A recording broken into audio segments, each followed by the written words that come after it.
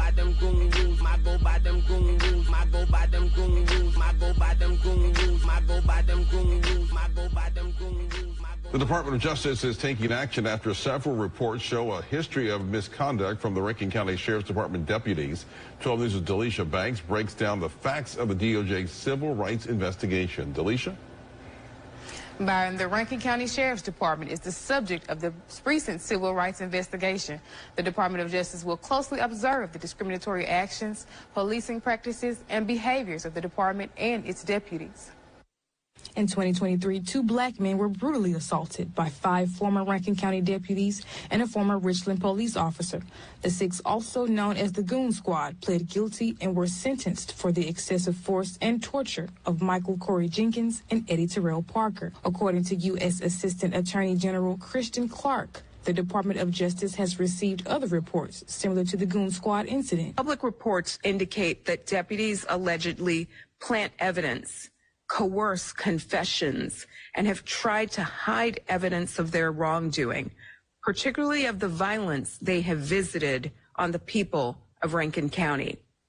Allegations like these have persisted for years, which suggest widespread Sheriff's Department failures to adequately train and supervise deputies, uncover wrongdoing when it occurs, and hold deputies accountable for violations of law or policy.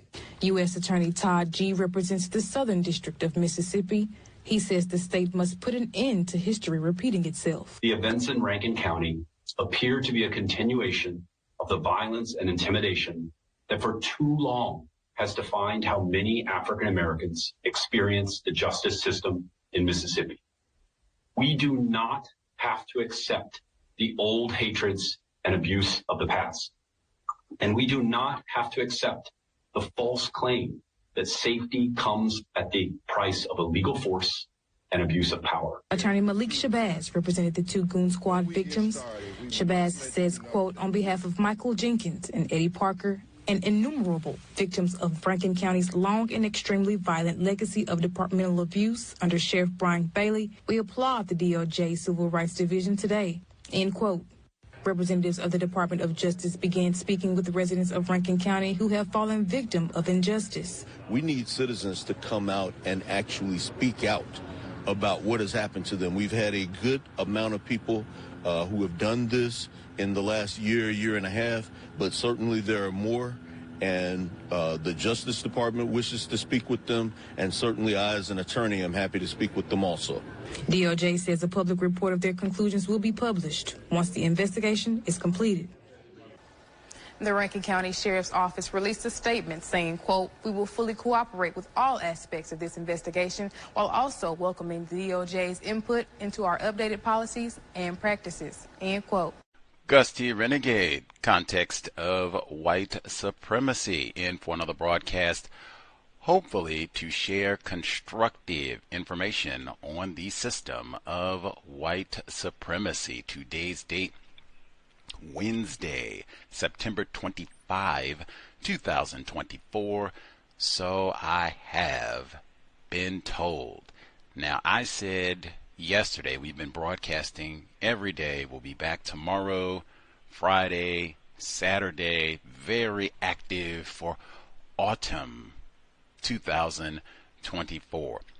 But during the broadcast yesterday, we were talking about the history of racism, white supremacy in North Carolina specifically, and closing of pools, denying black people access to pools. And I said we've done lots of research on a number of states in the U.S., specifically North Carolina, California, Mississippi was one I mentioned specifically. There are a number of other locations, Louisiana, where we have done a lot of work over a number of years. Because of our work on Mississippi, the cup runneth over. Specifically, we had planned in advance to talk about the subject matter for today's broadcast, which is Emmett Till. But, oh man, the way that my brain works, and particularly this broadcast, because so much about it is about geography. For this week, there's a brand new book on Emmett Till. Wright Thompson. I said, wow, that's crazy. They just did a whole report. within the last 12 hours on PBS talking about all that and the secret history. Some of that overlaps greatly with the material in this book. I almost picked that to start with. Like, wow, that's kooky. Then my favorite Mississippian of all time, the OG goon, Brett Favre, has to go testify about looting the TANF funds, temporary assistance for needy families in Mississippi, and give some lame excuse that I've been recently diagnosed with Parkinson's disease. And God, man, all due respect to everyone suffering from Parkinson's, but that does not excuse and or justify looting the welfare rolls in Mississippi or any other state. He should be prosecuted to the fullest extent of the law.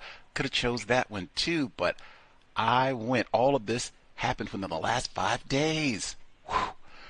I went with the Goon Squad because we just had Jerry Mitchell on to talk about that days ago, and Emmett Till. Jerry Mitchell popped up in the book we were reading, which is not that big a surprise, but still. The Goon Squad, because I said when we spoke to Jerry Mitchell, they have such a long history of goon, racist, white supremacist goon behavior in the state of Mississippi. And I mean, whoa, what else do you call what happened to Emmett Till? Racist, white supremacist goon behavior in lots of layers, went on for years and years and years of goon behavior. So I went with the Goon Squad just because that's current. We're not talking about legacies or vestiges in the past. That is right now, very current, active racist conduct. Things haven't changed that much indeed. Our guest for today's broadcast, we got here, it was Jerry Mitchell. We were reading his work. We just talked about Emmett Till. We were talking about different scholarship around this case, even though Emmett Till pops up all the time in a variety of ways. And then once I got to the book, I learned so much. In fact, I saw so many familiar names and Cow's guests. It was, well, I told you we've done so much work. How much work? I saw David Houck. He was with us. Black Bodies in the River. Jerry Mitchell, already said. Keith Beauchamp has been with us repeatedly. Douglas Blackman, even though he wasn't even talking about Mississippi per se.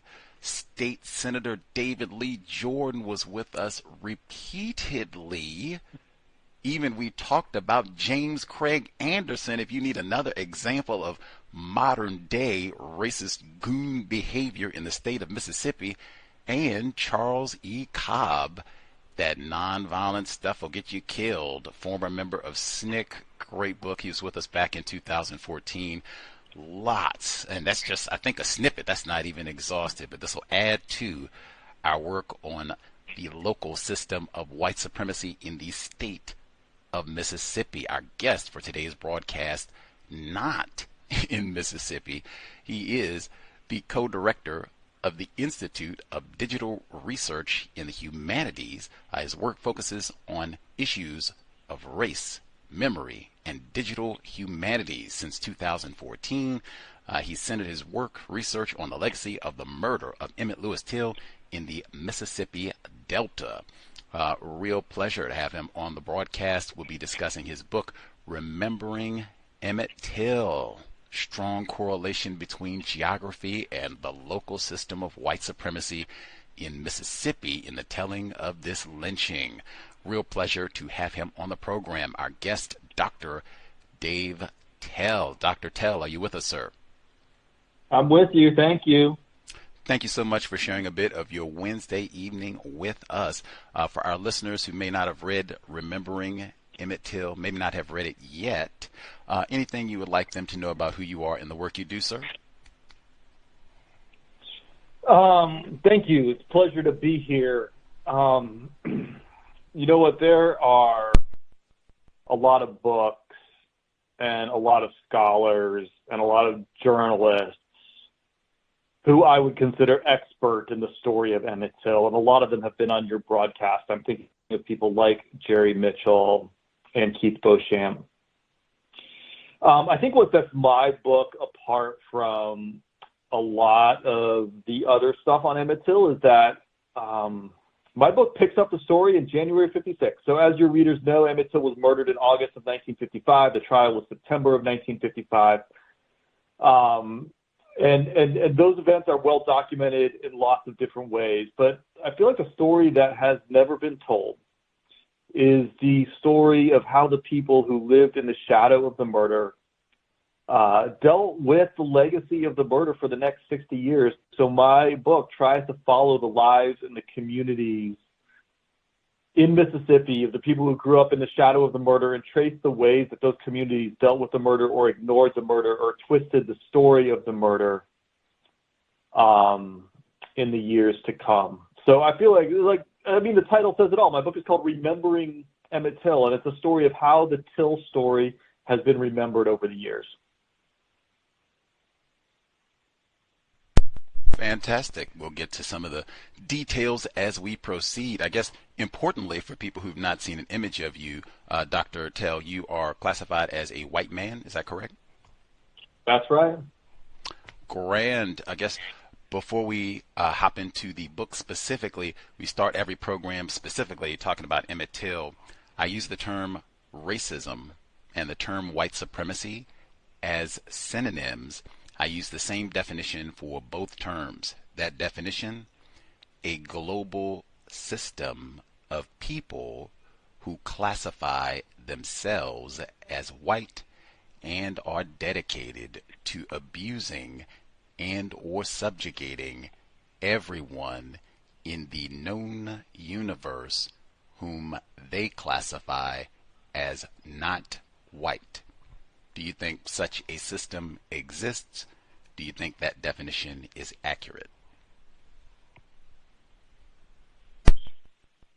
Gosh, it just feels like, I love the definition. I'm happy to go along with it. I feel like that its existence is almost beyond reproach at this point. The sort of mountain of evidence in favor of that thesis is so overwhelming and so saddening that it's hard to imagine people contesting it. But even as I say that, I know that you should never underestimate the people who will contest even the sheer existence of racism. So I imagine it's more controversial than it should be. You can imagine, Dr. Till. You can imagine. Just making sure, we won't want you agreeing to anything or pressuring you into a definition. Any aspect of that that's incorrect? Is there any aspect of that definition that I gave specifically that is flawed that you disagree with?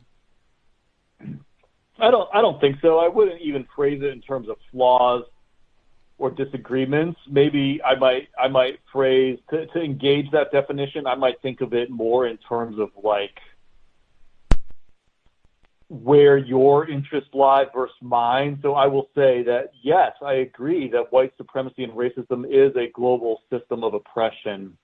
I will also say that what has fascinated me as a scholar and motivated me as an activist is not the global system, which I co-sign 100%, but it's sort of the local stories of how the sort of global system of white supremacy makes itself felt in different ways at different times for different people. That's the part that I have found fascinating. And so, you might even see this in my book. I like to follow 5 local communities and ask how they have told the Till story. And in each case, you can see what you call a global system of white supremacy, which I am down with, but you can see how that works itself out in different ways in different places. For sure. I appreciate in-depth local study of how it works. It does differ slightly in different areas, but it still ends with the basics. White people in charge, in power, making the decisions. Let's see, with specifically, got the definition. I guess I was going to do my one, since I did start off with that.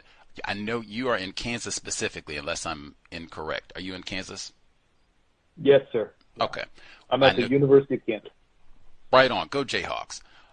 with your studies and such, this has been big news, and we've been paying attention to it. Have you paid attention at all to the current goon squad, the officers in Rankin County who were using chocolate sauce and dildos and dry humping suspects, many of them black? So I've been friends with Jerry Mitchell for a decade or so. And so I definitely know of Jerry's work. I feel like I've talked on the phone with Jerry about it. He probably gave me a heads up that it was coming. I've read the pieces as they come out in both Mississippi Today and in the New York Times. But I don't have any inside information beyond what your readers could read in Jerry Mitchell's work. But I know the project for sure. Right on. I just point that out for the continuity of the even local continuity of behavior with James Craig Anderson being killed by non-badge, non-police goon squad in 2011, and then some of the relatives of the racists who did that participated in the current manifestation of the goon squad that just got convicted. But right on, same areas. Your book is all about geography, and then, wow, the geography of Mississippi reveals so much about the local operations of white supremacy thuggery and goon squad behavior. With this book specifically, Remembering Emmett Till. Now, I've said a few times, it seems to me that geography is so prominent in what you mentioned. You're talking about these different jurisdictions in the Delta, and even digging down into what that means and why that's so important for discussing the Emmett Till case. What problem were you seeking to address with Remembering Emmett Till? Man, that's a great question. And I will tell you, I didn't initially dive into the Till story as a means to address a problem. I got sucked into the story through the story that was told in Look magazine by the journalist William Bradford Huey. And as you know, I'm sure, and as your listeners know, I'm sure, William Bradford Huey was a late arrival on the scene. So Till was murdered in August of 55. The trial was in September of 55. William Bradford Huey didn't show up until October of 55. But he was a journalist.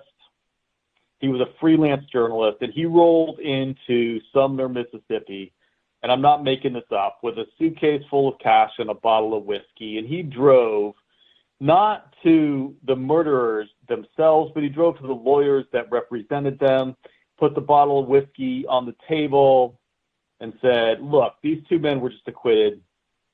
I know that they were actually guilty. You know that they were actually guilty.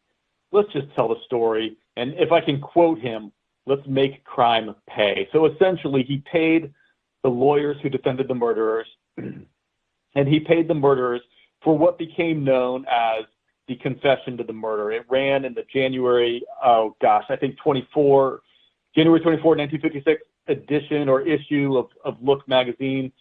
And for the critical portion of this piece, it told the story of the Till murder in the first-person voice of murderer J.W. Milam. And I still remember sitting 20 years ago as a student out in Pennsylvania, reading this account for the first time and thinking, that is not a confession. It just set off all these alarm bells, and it was confusing to me, and it didn't make sense. And this set me on this quest to figure out, where did this magazine article come from? And kind of my first big break in the world of Emmett Till was that I was able, by sort of digging through some archival work, to realize that the story that Look magazine placed in the mouth of the murderers actually originated in the mouths of their lawyers, right? This was their calculated for-pay attempt to sanitize the story of Emmett Till. And one of the things they did to sanitize the story is they completely altered the geography. And I found that fascinating. As we know, Till was killed in a barn in Sunflower County. I'm sure we'll come back to that because a book titled The Barn just dropped yesterday. But if you go back to 1956, Look magazine said that Till was killed 30 miles away from the barn on the side of a river in Tallahatchie County. And you know why they did that?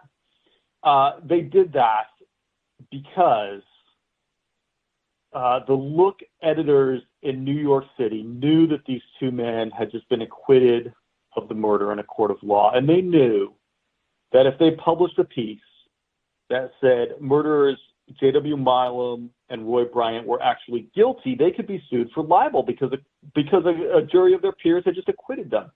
And so they wouldn't publish the story until they had signed consent and release forms from every person named in that story. And it won't surprise your listeners at all if I tell you that the only people who would sign those consent and release forms were people who had already been tried and were therefore sort of no longer in legal jeopardy. Right? And what that meant is, I'll cut to the point here, what that meant is the person who owned the barn, the brother-in-law of J.W. Milam, would not sign a release form, so he could not be mentioned in the story. And so Look magazine had to move the murder site 30 miles southeast, I think.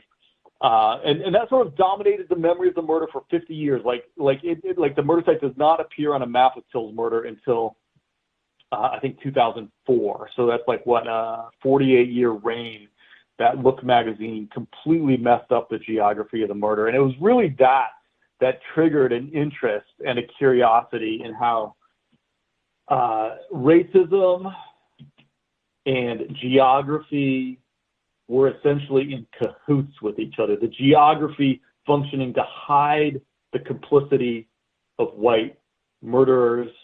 I'll leave it at that. The geography was complicit in protecting some of the white murderers because Look magazine said the murder happened in Tallahatchie County when it actually happened in Sunflower County.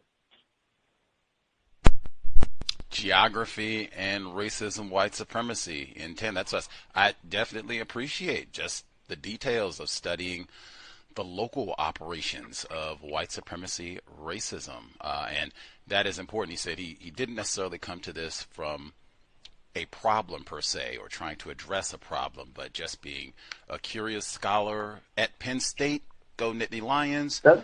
Looking at the Look magazine article and saying this does not compute. Something about this is not seeming logical, and investigating and finding the errors, lies really, about the geographic location of the Till lynching spawned more questions, more research, and now we ended up with the whole book. Incidentally, just with the cover art, what is the picture specifically for the cover of Remembering Emmett Till? Oh, don't you love it? I love it. I'm curious what your readers think. But that was all in-house art. I mean, I could tell you the backstory. I requested a particular photograph to be used on the cover, and the publisher, the University of Chicago Press, declined and commissioned their own in-house artist to do it. And I love what they came up with. And if you haven't seen it, it's a silhouette of the famous Christmas 54 picture of Emmett Till where he's wearing a hat and tie. You have that sort of basic shape, but it's just in silhouette. And in the silhouette, you kind of look through to a bayou and delta geography. So it's almost as if, depending on your perspective, you're looking through Emmett Till at Mississippi, or you're looking through Mississippi to the person of Emmett Till. And I actually feel like that captures what I'm after in a really beautiful way.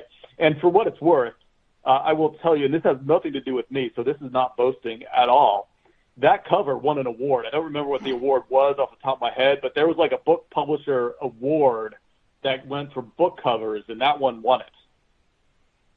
Wow. That is impressive. That's not even a self-brag, since you didn't have anything to do with it. I had nothing to do with it, so yeah.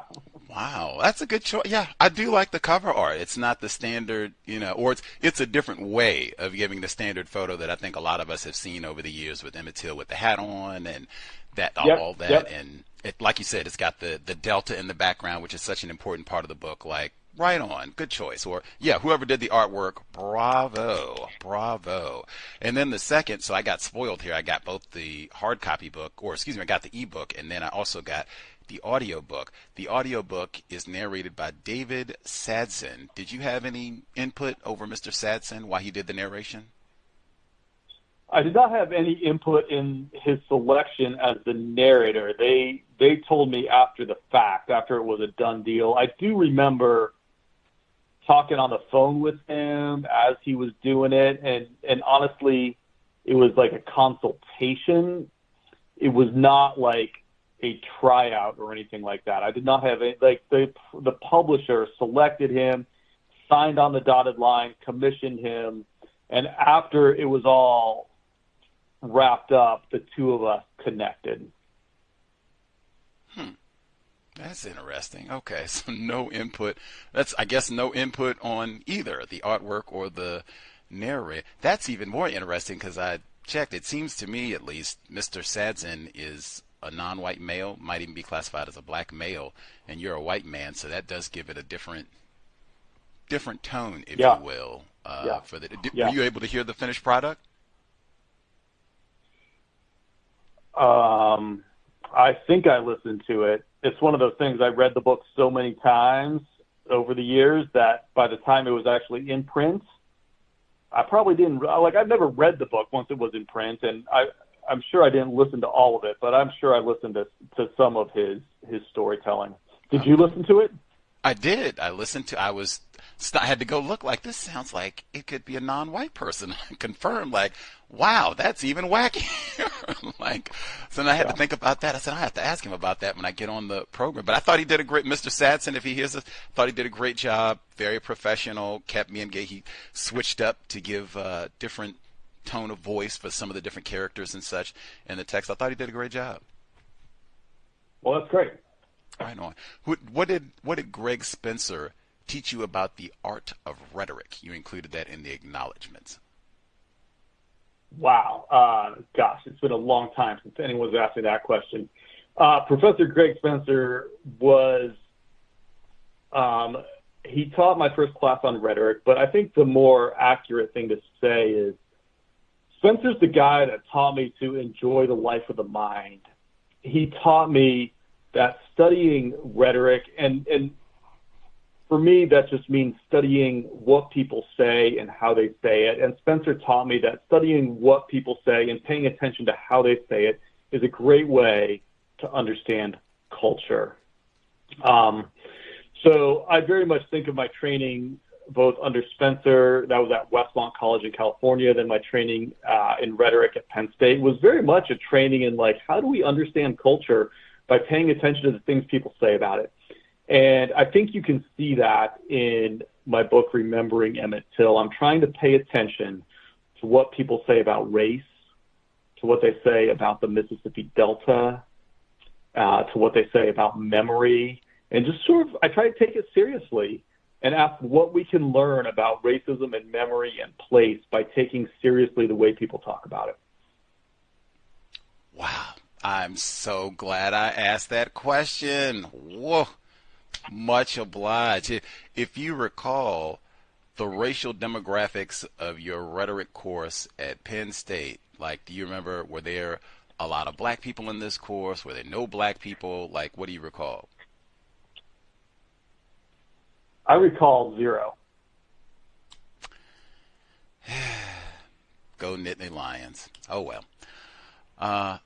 Yeah. I'm still glad it is. Yes, but that does come through importantly in your text, the use of language, what people talk about, how they talk fast. I'm so glad I asked that. And in fact, Sunflower County, that's even doubles because that's geography. Does this place get mentioned?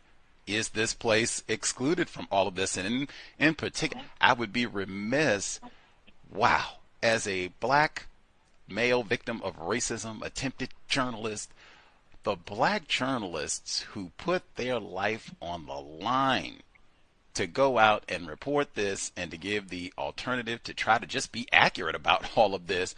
Sunflower County, we think, was involved, and just had even forgotten, like, the role of Medgar Evers. That's a big one right there. Sunflower County. Does that get included when you talk about the lynching, murder of Emmett Till, or is this excluded and Sunflower County? And if you include Sunflower County, what that does to the number of people who participated and all the rest of it. Like, that's a big one. Can you talk about the significance of Sunflower County and the role of black journalists in highlighting Sunflower County?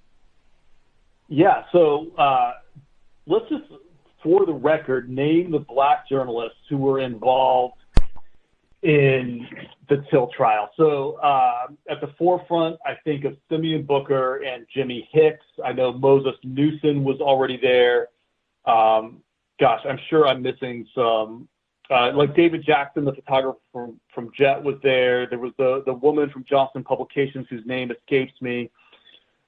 But it's probably worth starting this segment by saying, in September of 1955, the only people who were telling the truth about the story of Emmett Till, in fact, I think the only people who knew the truth about the story of Emmett Till were the black journalists, right? So in the trial runs from Monday to Friday. Like, it's lightning quick by our standards. It starts on a Monday, it's done by a Friday. Monday is all jury selection, and if memory serves, it's Monday night that so the black delegation, the black journalists, are mostly staying at the home of T.R.M. Howard, who lives about 45 minutes away in the all-black town of Mountain Bayou. That's where the Till family is staying as well. And Monday night, about midnight, like after the first day of the trial, a sharecropper named Frank Howard knocks on the door, and he's like, "You guys have a big problem. You don't know where the murder happened, but I do. I was an eyewitness to it. I was a sharecropper. I saw it. It's in Sunflower County, outside the town of Drew." And so, like, the black, like Jimmy Hicks, like, well, no. Howard welcomes him into the home. And then, and I could be getting my chronology slightly off here. It's been a while. But not too long after that, Jimmy Hicks shows up telling a different version of essentially the same story. And so you have these two people, Frank Howard, the sharecropper, and Jimmy Hicks, the black journalist. They both show up at the Howard home, and they both corroborate each other's stories that the murder happened in Sunflower County. And so there's some back and forth. They hold this meeting, and the black press knows that no one will listen to them. And so they dream up this plan where they pass this note to the white prosecutor, and the white prosecutor hands it to the judge and asks them to stay, like take a break in the trial so they have time to go locate witnesses in Sunflower County. And lo and behold, like, it works. The judge says, okay, we'll take, I think it's Tuesday afternoon. We'll take Tuesday afternoon off. And so Tuesday afternoon comes around, the black journalists, the white lawyers, the whole crew, the cops, they all go out to Sunflower County. And, like, even if you don't know the story, you know what happened, right? The black sharecroppers who were eyewitnesses, or more precisely, ear witnesses, they heard it. They heard the murder.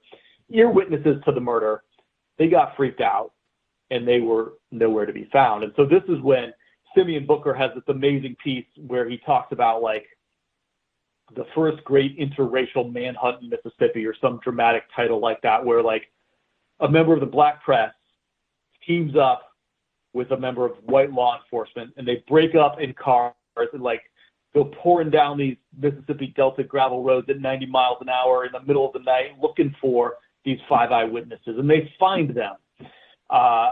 Most importantly, they find Willie, what's his last name? He changed it to Willie Lewis, but it's not Willie Lewis at the time. Willie Reed at the time. And Willie Reed and a couple other witnesses eventually do take the stand in September of 1955 and say, look, the murder happened in Sunflower County, outside the town of Drew, at this barn that at the time was owned by the extended Milam family.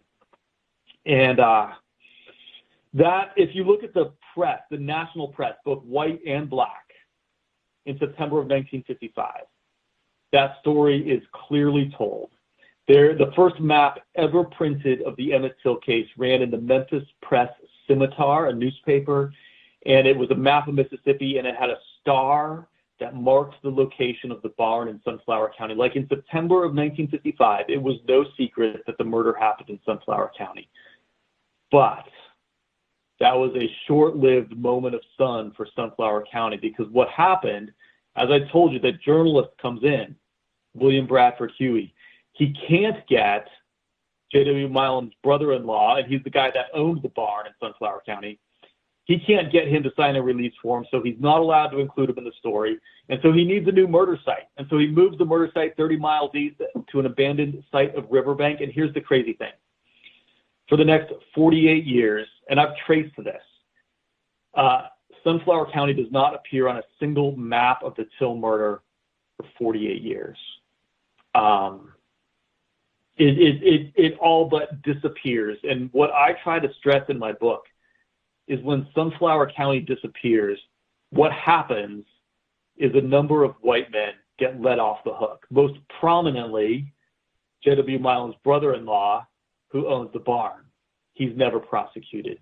But also, we know from the trial that if the murder happened at the barn, we know for a fact that there were 4 white men involved, both J.W. Milam and Roy Bryant, who did stand trial, but also Elmer Kimball and Campbell, what's his first name? Is it Jason? A guy named Campbell.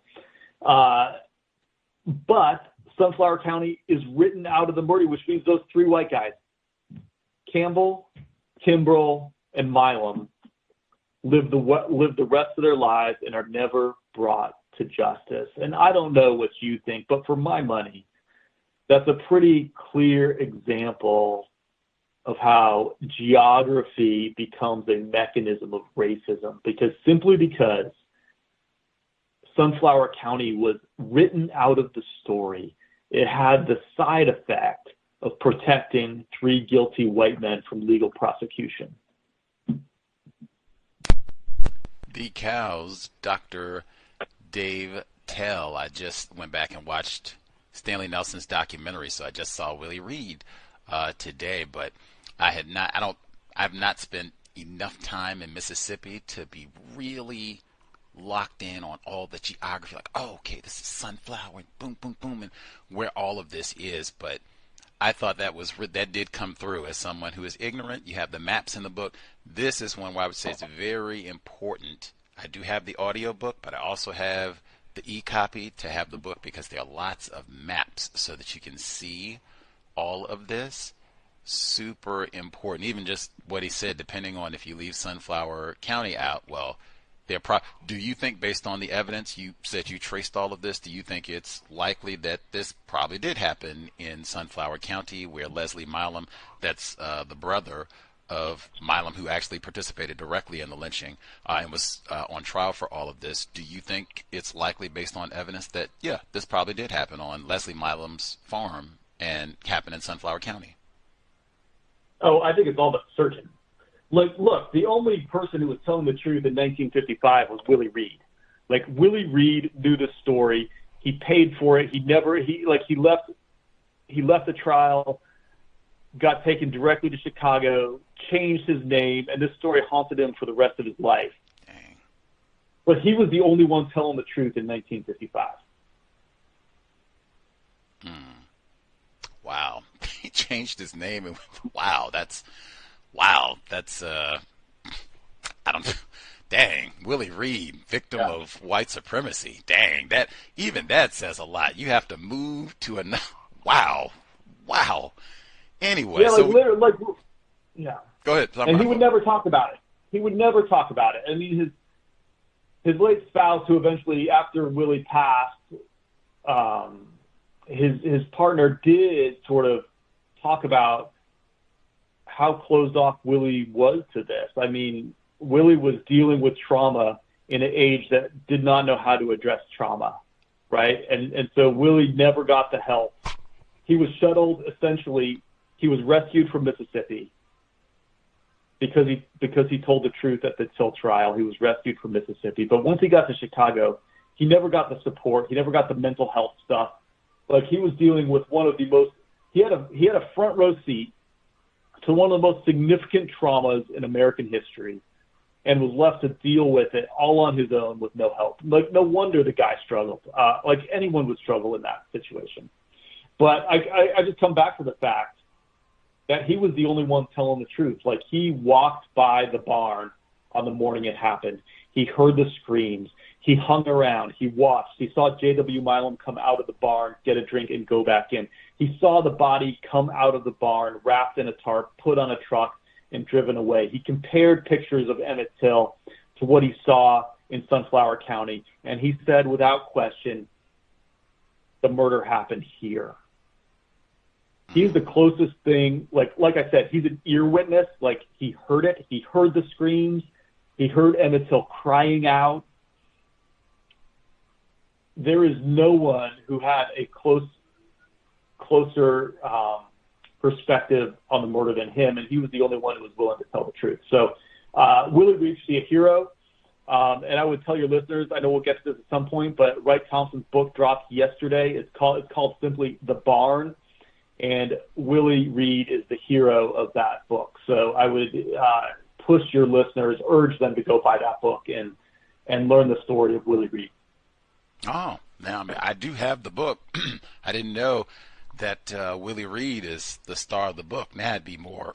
I was just going to say he should have an autobiography. I wish he had written a memoir himself so that we could read. I mean, talk about post-traumatic stress syndrome. I mean, Jesus. And then he could have been killed for talking about this. Like, oh my God. Like, woo. Willie. Yeah, no, that's right.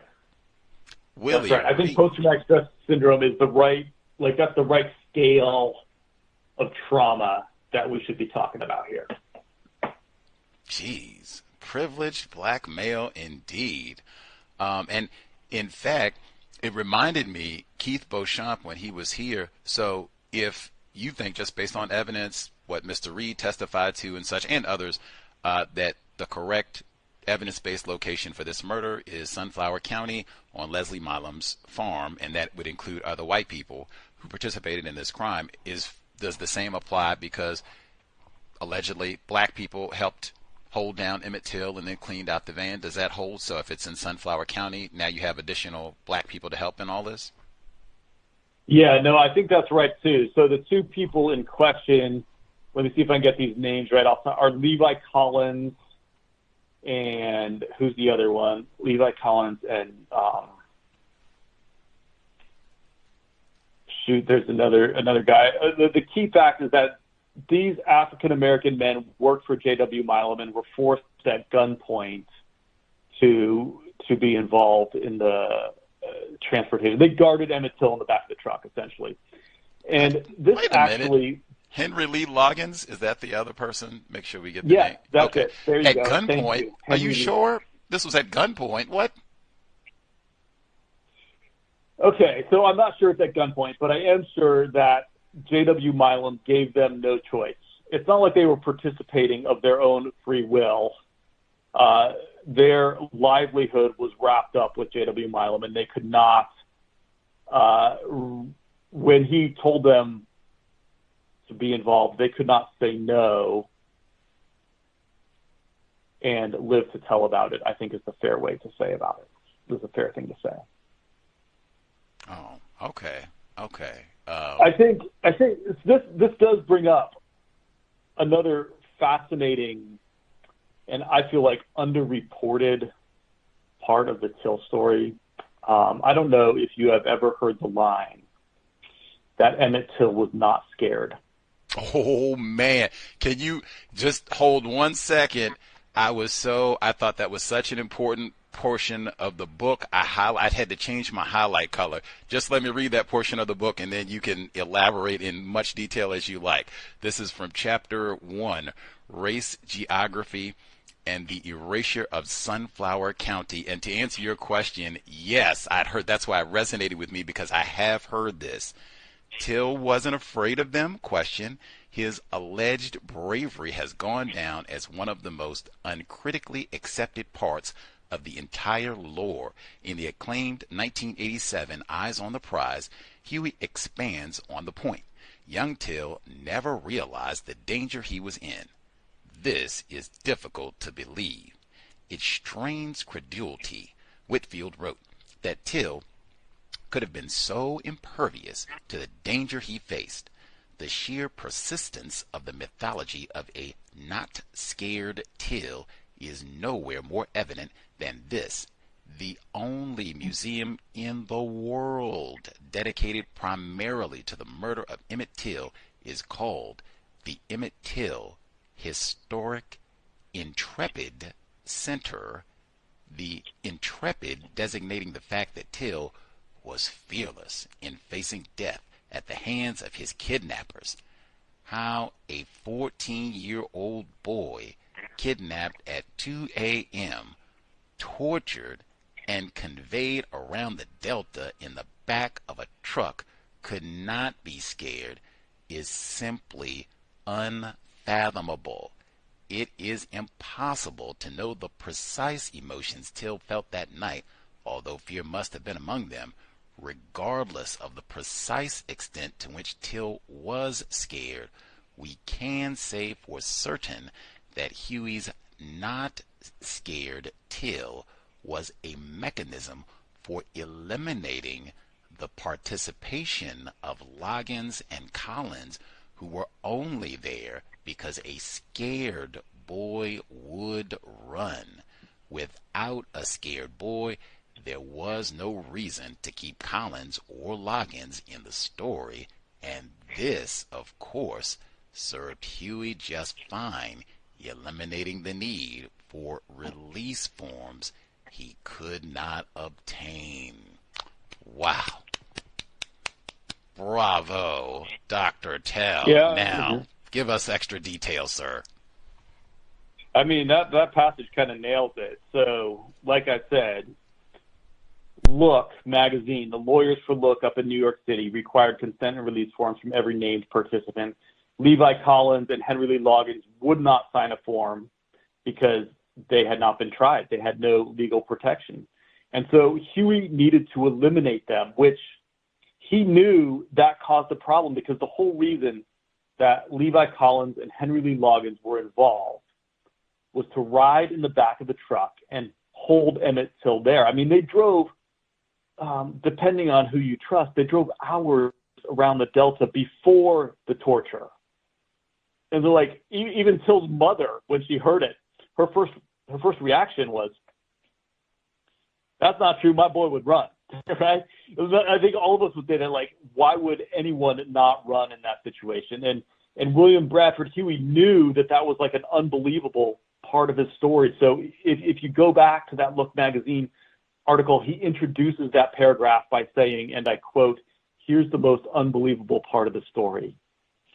The reason Till did not run is because he was not scared." Okay, what I want to stress is that William Bradford Huey invented the fiction of a not scared Emmett Till because that was the cost of publication. Huey was in it to make money. Okay, on the same day, he was a freelancer, right? And he was selling the piece to Look, but before he got Look, he was, on the same day, he was writing to the NAACP and the White Citizens Council saying, "If you fund my story, I will make this serve your purposes," okay? I share that anecdote to convey that Huey was only in it for the money, okay? And he needed, if he was going to publish it and make the money, he needed to be able to eliminate the need for people to guard Till. And so what he did is he invented the fiction of a not scared Emmett Till who faced death bravely, who talked back until the end, who said, "I'm as good as you are," until the end, okay? And one of the things that I appreciate about Willie Reed's testimony, remember, Reed's the guy who was telling the truth, is the first thing Willie Reed said is that he heard Emmett Till crying, okay? Of course, this was a 14-year-old boy from Chicago who was kidnapped in Mississippi in the middle of the night and was beaten. Of course he was crying, okay?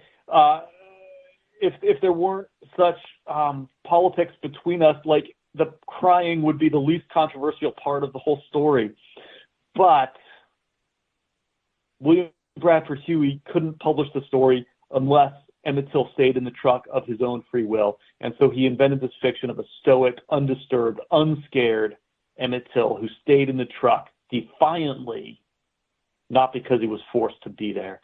And that, Gus, has always given me pause, and it's always made me reflect on, I don't know how to say this, but on the reach of racism. That racism not only murdered Emmett Till, it not only justified the murder of Emmett Till, but it also transformed the personality of Emmett Till to the extent that the only museum in the world 100% dedicated to Emmett Till is, in its title, dedicated to his so-called bravery. And I don't think I'm taking anything away from a 14-year-old boy to say that when he was kidnapped and tortured and murdered, he was crying. Okay, that is not to put anything against Emmett Till. It's just to say this is what happens. And then, as you noted as well, that myth was repeated in the 1987 airing of Eyes on the Prize, which must be one of the most. I mean, that's how people. I'm in my 40s. That 11-hour documentary of Eyes on the Prize. That's how people in my generation. That's how we learned our civil rights movement. I learned Eyes on the Prize as gospel. Okay, and it is in a lot of ways, but it got the Till story almost 100% wrong. And one of the lies it perpetuated is that Till was a not scared, defiant boy. I'm not 14 years old, but man, if the Goon Squad right now had me in Mississippi, don't you tell them that Gus T was brave and fearless. Man, I would be out of my mind with fear. So I cannot imagine any normal, even any non-normal 14, and particularly, I don't even live here. I'm from Chicago. Like, I don't even know where I am. Yeah. Like, I would be out of my mind, much less a whole gang of white goons in the middle of the night. Like, what? What? Yeah.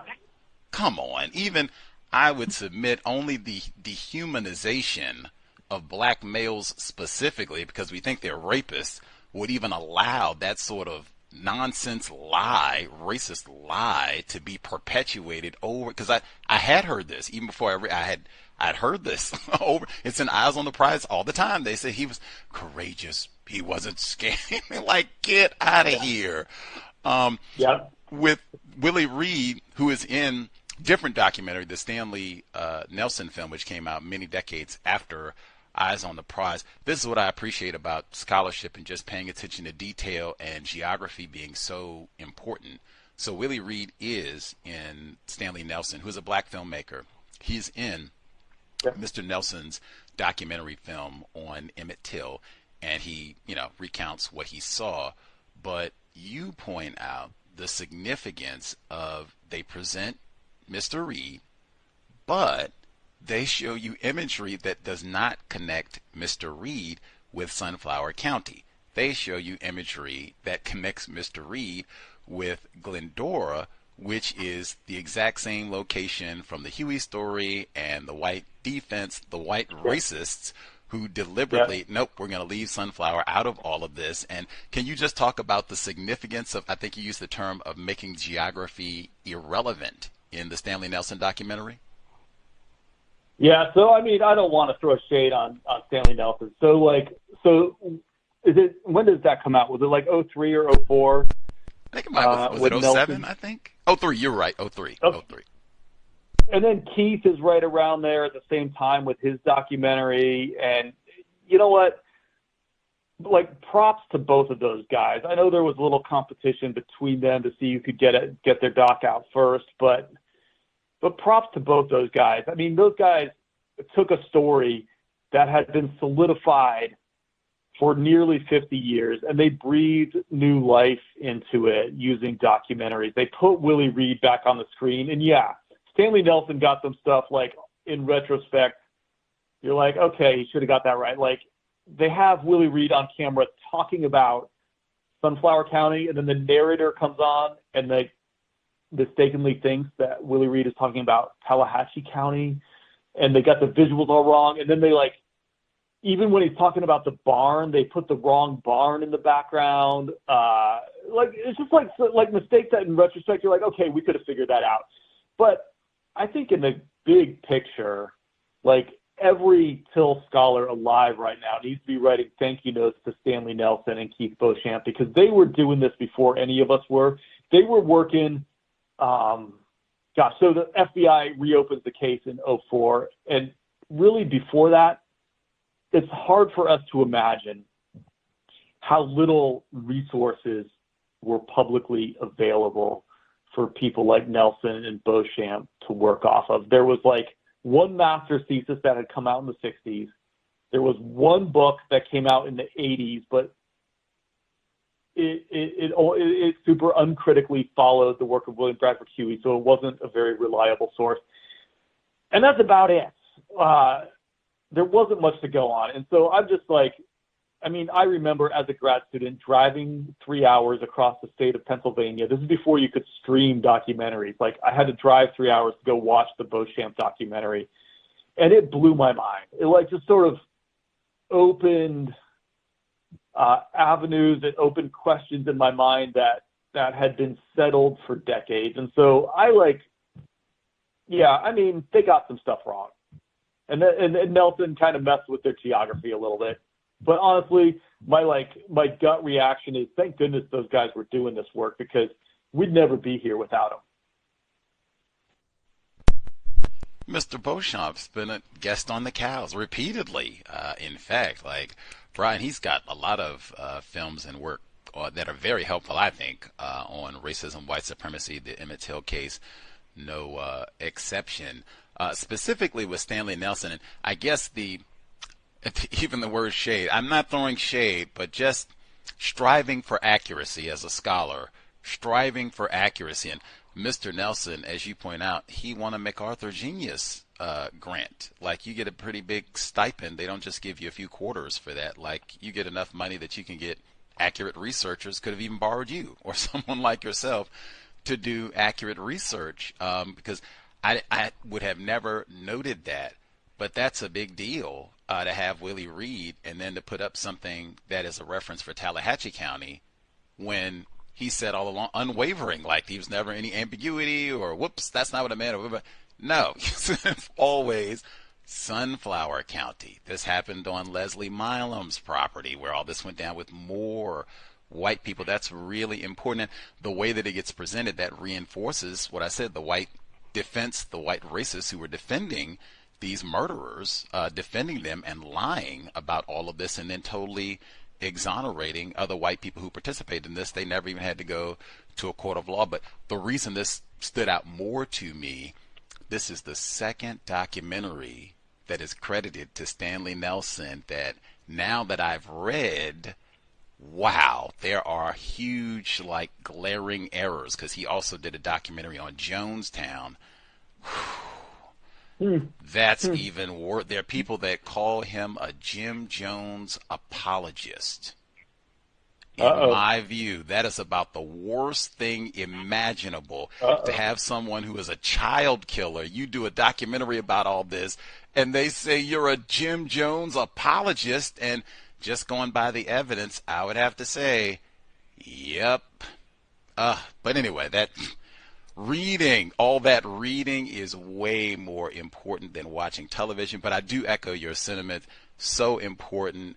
Those films 20 years ago. That's why your book was published in 2019. So it took almost 20 years later for you to build.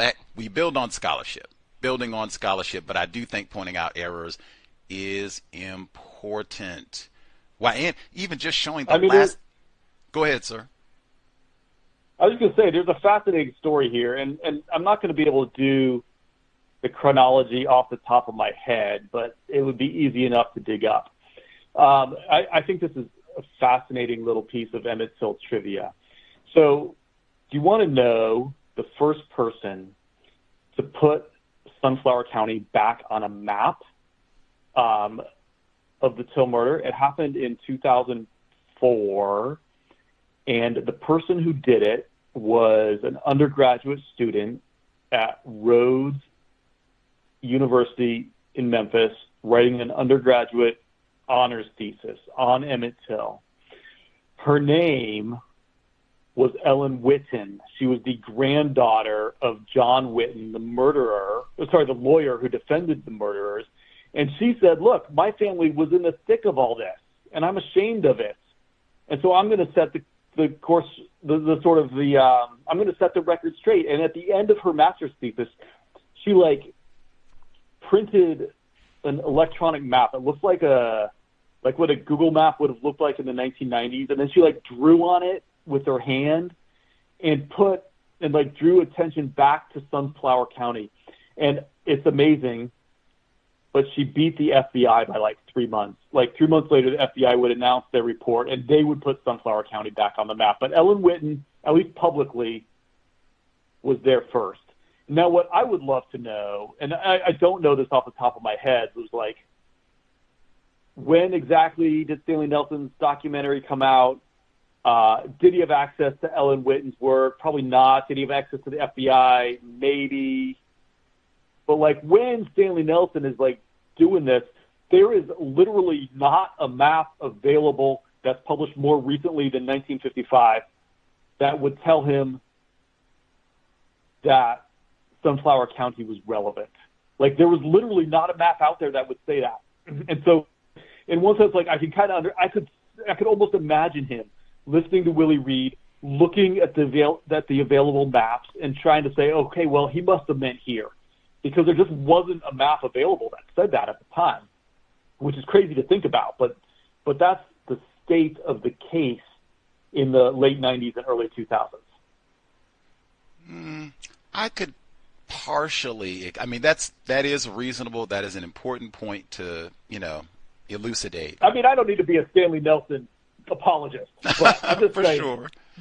For sure. I'm just pointing out, and you certainly don't, because he won a Genius Grant. Like nobody needs to be an apologist if you win a MacArthur. Have you won a MacArthur Genius Grant? Yeah. No. Oh, okay. It's on my bucket list. Okay, me too. I haven't got there yet, but tomorrow I'm looking. I'm going to wait in my mailbox.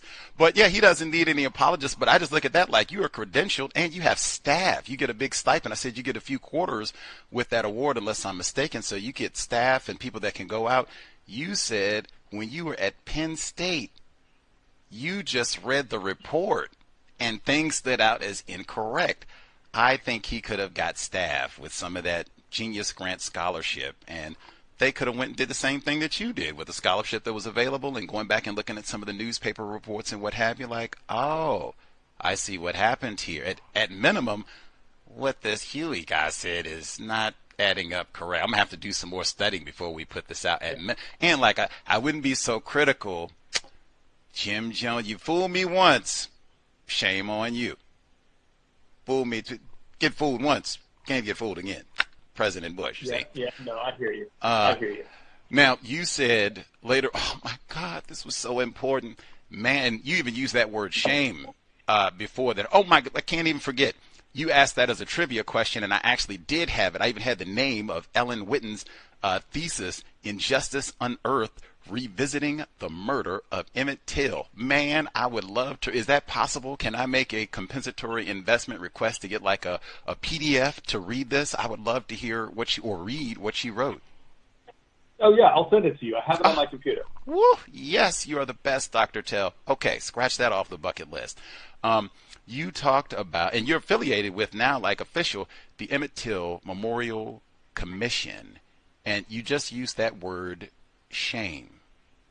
Oh man, that's one. This is like a big deal because we talk about this with people classified as white all the time, and I point this out. I just don't see any evidence that a sizable number of people classified as white are ashamed or guilty about the practice of white supremacy racism. When we got to the Emmett Till Memorial Commission, or just all of this, it came tacky. That's the word that came to mind over and over and over and over. Tacky. Oh, this is so tacky.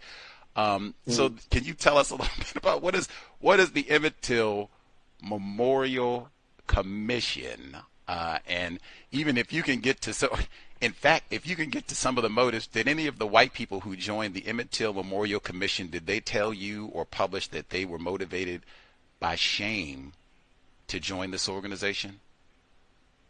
No, not at all. So I will tell you all about the history or I can tell you, all about the history of the Emmett Till Memorial Commission, which was the first and to this day only nonprofit in the Mississippi Delta dedicated to telling the Till story. A few years ago, they changed their name. They're now the Emmett Till Interpretive Center, but it's the same group. And I am affiliated with them in various ways. I do grant writing for them. I'm very proud to be affiliated with them. They do great work. They have an interesting origin story that, I mean, I wasn't around for the origin. But despite their origins, they have done more, and I think this is objective, they have done more for Till's memory than any other group in the world by orders of magnitude. And so I'm very grateful for their leadership. But let me just tell you how they began. They began because in the early 2000s, there was one white lawyer still living who had defended the Till murderers. His name was Harvey Henderson. If you remember the story, every white lawyer in the county defended the murderers. The youngest of the bunch was this guy named Harvey Henderson. So in the 2000s, he was the only one still living. But an interesting thing about Tallahatchie County is that it has two courthouses. The reason Tallahatchie County has two courthouses is because early in the 20th century, the Tallahatchie River would flood, and the people who lived on the east side couldn't get to the courthouse, which was on the west side, and vice versa. And so instead of building a bridge, which was still like not really a thing in 1903, they built a second courthouse. So just in the same way that counties that line up against the Mississippi River would build levees to deal with flooding, Tallahatchie County built a second courthouse to deal with flooding. But in 1947, the county built a concrete bridge over the river on Highway 32, which had the side effect of making the duplicate courthouse unnecessary. And you can guess what happens in a county that's already poor when it comes to supporting a duplicate courthouse. Okay, it doesn't happen. And so the duplicate happened to be the one that Emmett Till was tried in. And so by the time the media shows up in 1955 for the trial, if you go back and look at those newspaper reports, you will see consistent commentary about, like, why is this place falling apart? It's in horrible disrepair. Well, the answer is because Tallahatchie County was already supporting their other courthouse over in Charleston, and they weren't going to, like, support the second one. Okay, fast forward, some things happen. It's the turn of the century. It's early 2000s. Harvey Henderson is the only one still alive. The courthouse is set to be condemned. Okay? And if the courthouse, and people in Tallahatchie County, for the most part, didn't care because they already had another courthouse. That was perfectly fine. But the people in Sumner cared. If you've been to Sumner, you know that the moment you cross the tracks and go into downtown, it is obvious that you are in a relatively wealthy spot for the Mississippi Delta. Okay, the little downtown of Sumner has art galleries. It has a little Airbnb you can rent up on the town square. It has a restaurant where you can sit down and order off a menu and sit at a nice bar and have a drink. Okay, these are things that other towns in the financially devastated Mississippi Delta don't have. In fact, Webb, the town of Webb, just 3 miles away, is to drive through Webb is to drive through a series of boarded up shops, and the shops that are still open have bars on their windows. It's conspicuous disrepair. And then you drive into Sumner and you have art galleries and restaurants and like a lively street life. And okay, here's what's going on. Sumner is alive economically because the courthouse is there, and the courthouse guarantees the legal industry is housed in Sumner. And so when Harvey Henderson sees the courthouse about to be demolished and condemned, what he realizes is that that's his livelihood that's about to be condemned. And so, as ironic as this sounds, it is true that Harvey Henderson, the last living lawyer to defend the murders of Emmett Till, was one of the people who initiated the movement for an Emmett Till Memorial Commission. Why? Because he knew that although there was no tax base to support the renovation of the courthouse, there could be grant money that would support turning the courthouse into a memorial, right? And lo and behold, that's what happened, right? The courthouse was restored with grant money. It was restored to its 1955 condition, so it could be both a memorial to the Till murder and a functioning courthouse all at the same time. I tell you this because I'm trying to sort of speak to your question of what are the motivations of the 9 white people who founded the Emmett Till Memorial Commission. Were they motivated by shame? No, they were motivated by saving their own town. Harvey Henderson became the only person I know to make money off the Emmett Till case twice. First in 1955 when he defended the murderers, and a second time in the early 2000s when he saved his job by renovating the courthouse as a Till memorial. Now, the Emmett Till Memorial Commission was 18 people. It was not just the 9 white people. There was also 9 African Americans. And the leading African American was a gentleman named Jerome Little. Jerome Little was motivated by justice. He grew up 5 miles from the Till murder, from where the Till murder happened, but never heard about it. And then he joined the Marines, traveled the world, and while he was in Europe, someone told him about this thing that happened 5 miles from where he grew up. And he returned to Tallahatchie County, and he's like, it is my life's purpose that from now on, everyone in this county, everyone in this state, and everyone in this country is going to know what happened to Emmett Till. And Jerome Little said, the first thing we're going to do is restore the courthouse. And so you know what happened? And this is like almost hard to believe, except for the fact that it's true. Jerome Little and Harvey Henderson agreed on one thing: restoring the courthouse. Harvey Henderson wanted to do it because it would save his job. Jerome Little wanted to do it because it was the right thing to do and it would provide justice for Emmett Till. But because these 9 white people and 9 black people could come together on the courthouse, this is what jump-started the Emmett Till Memorial Commission. And the other thing I'll say is that I'm perhaps oversimplifying it. There were white people on the commission who cared deeply about justice. Harvey Henderson is kind of a little bit of an extreme to make the case, but it's a good story to tell. But there were white people on the commission who considered themselves on Jerome Little's team and really just wanted to pursue justice. And so it doesn't really split right down the middle, 9 and 9, white versus black, but it is the case that the Emmett Till Memorial Commission got its start because people who cared about saving their own hides found a way to work together with people who cared about justice, right? And that was 19 years ago that they started, and they are still going strong. They have a memorial in the Smithsonian. They have another memorial touring the country. They have a program where they teach African-American youth skills in making videos. They're doing so many things for Till's memory that, gosh, the days of Harvey Henderson feel like a long time ago. Some things change, I reckon. One, you wrote Betty Pearson. This I thought was illustrative for a number of reasons for non-white people victims of racism. You wrote, in many ways, Betty Pearson was the glue of the Emmett Till, well, new name, but same thing, Emmett Till Memorial Commission. In Governor Winter's words, she's about the only person with the trust of both blacks and whites.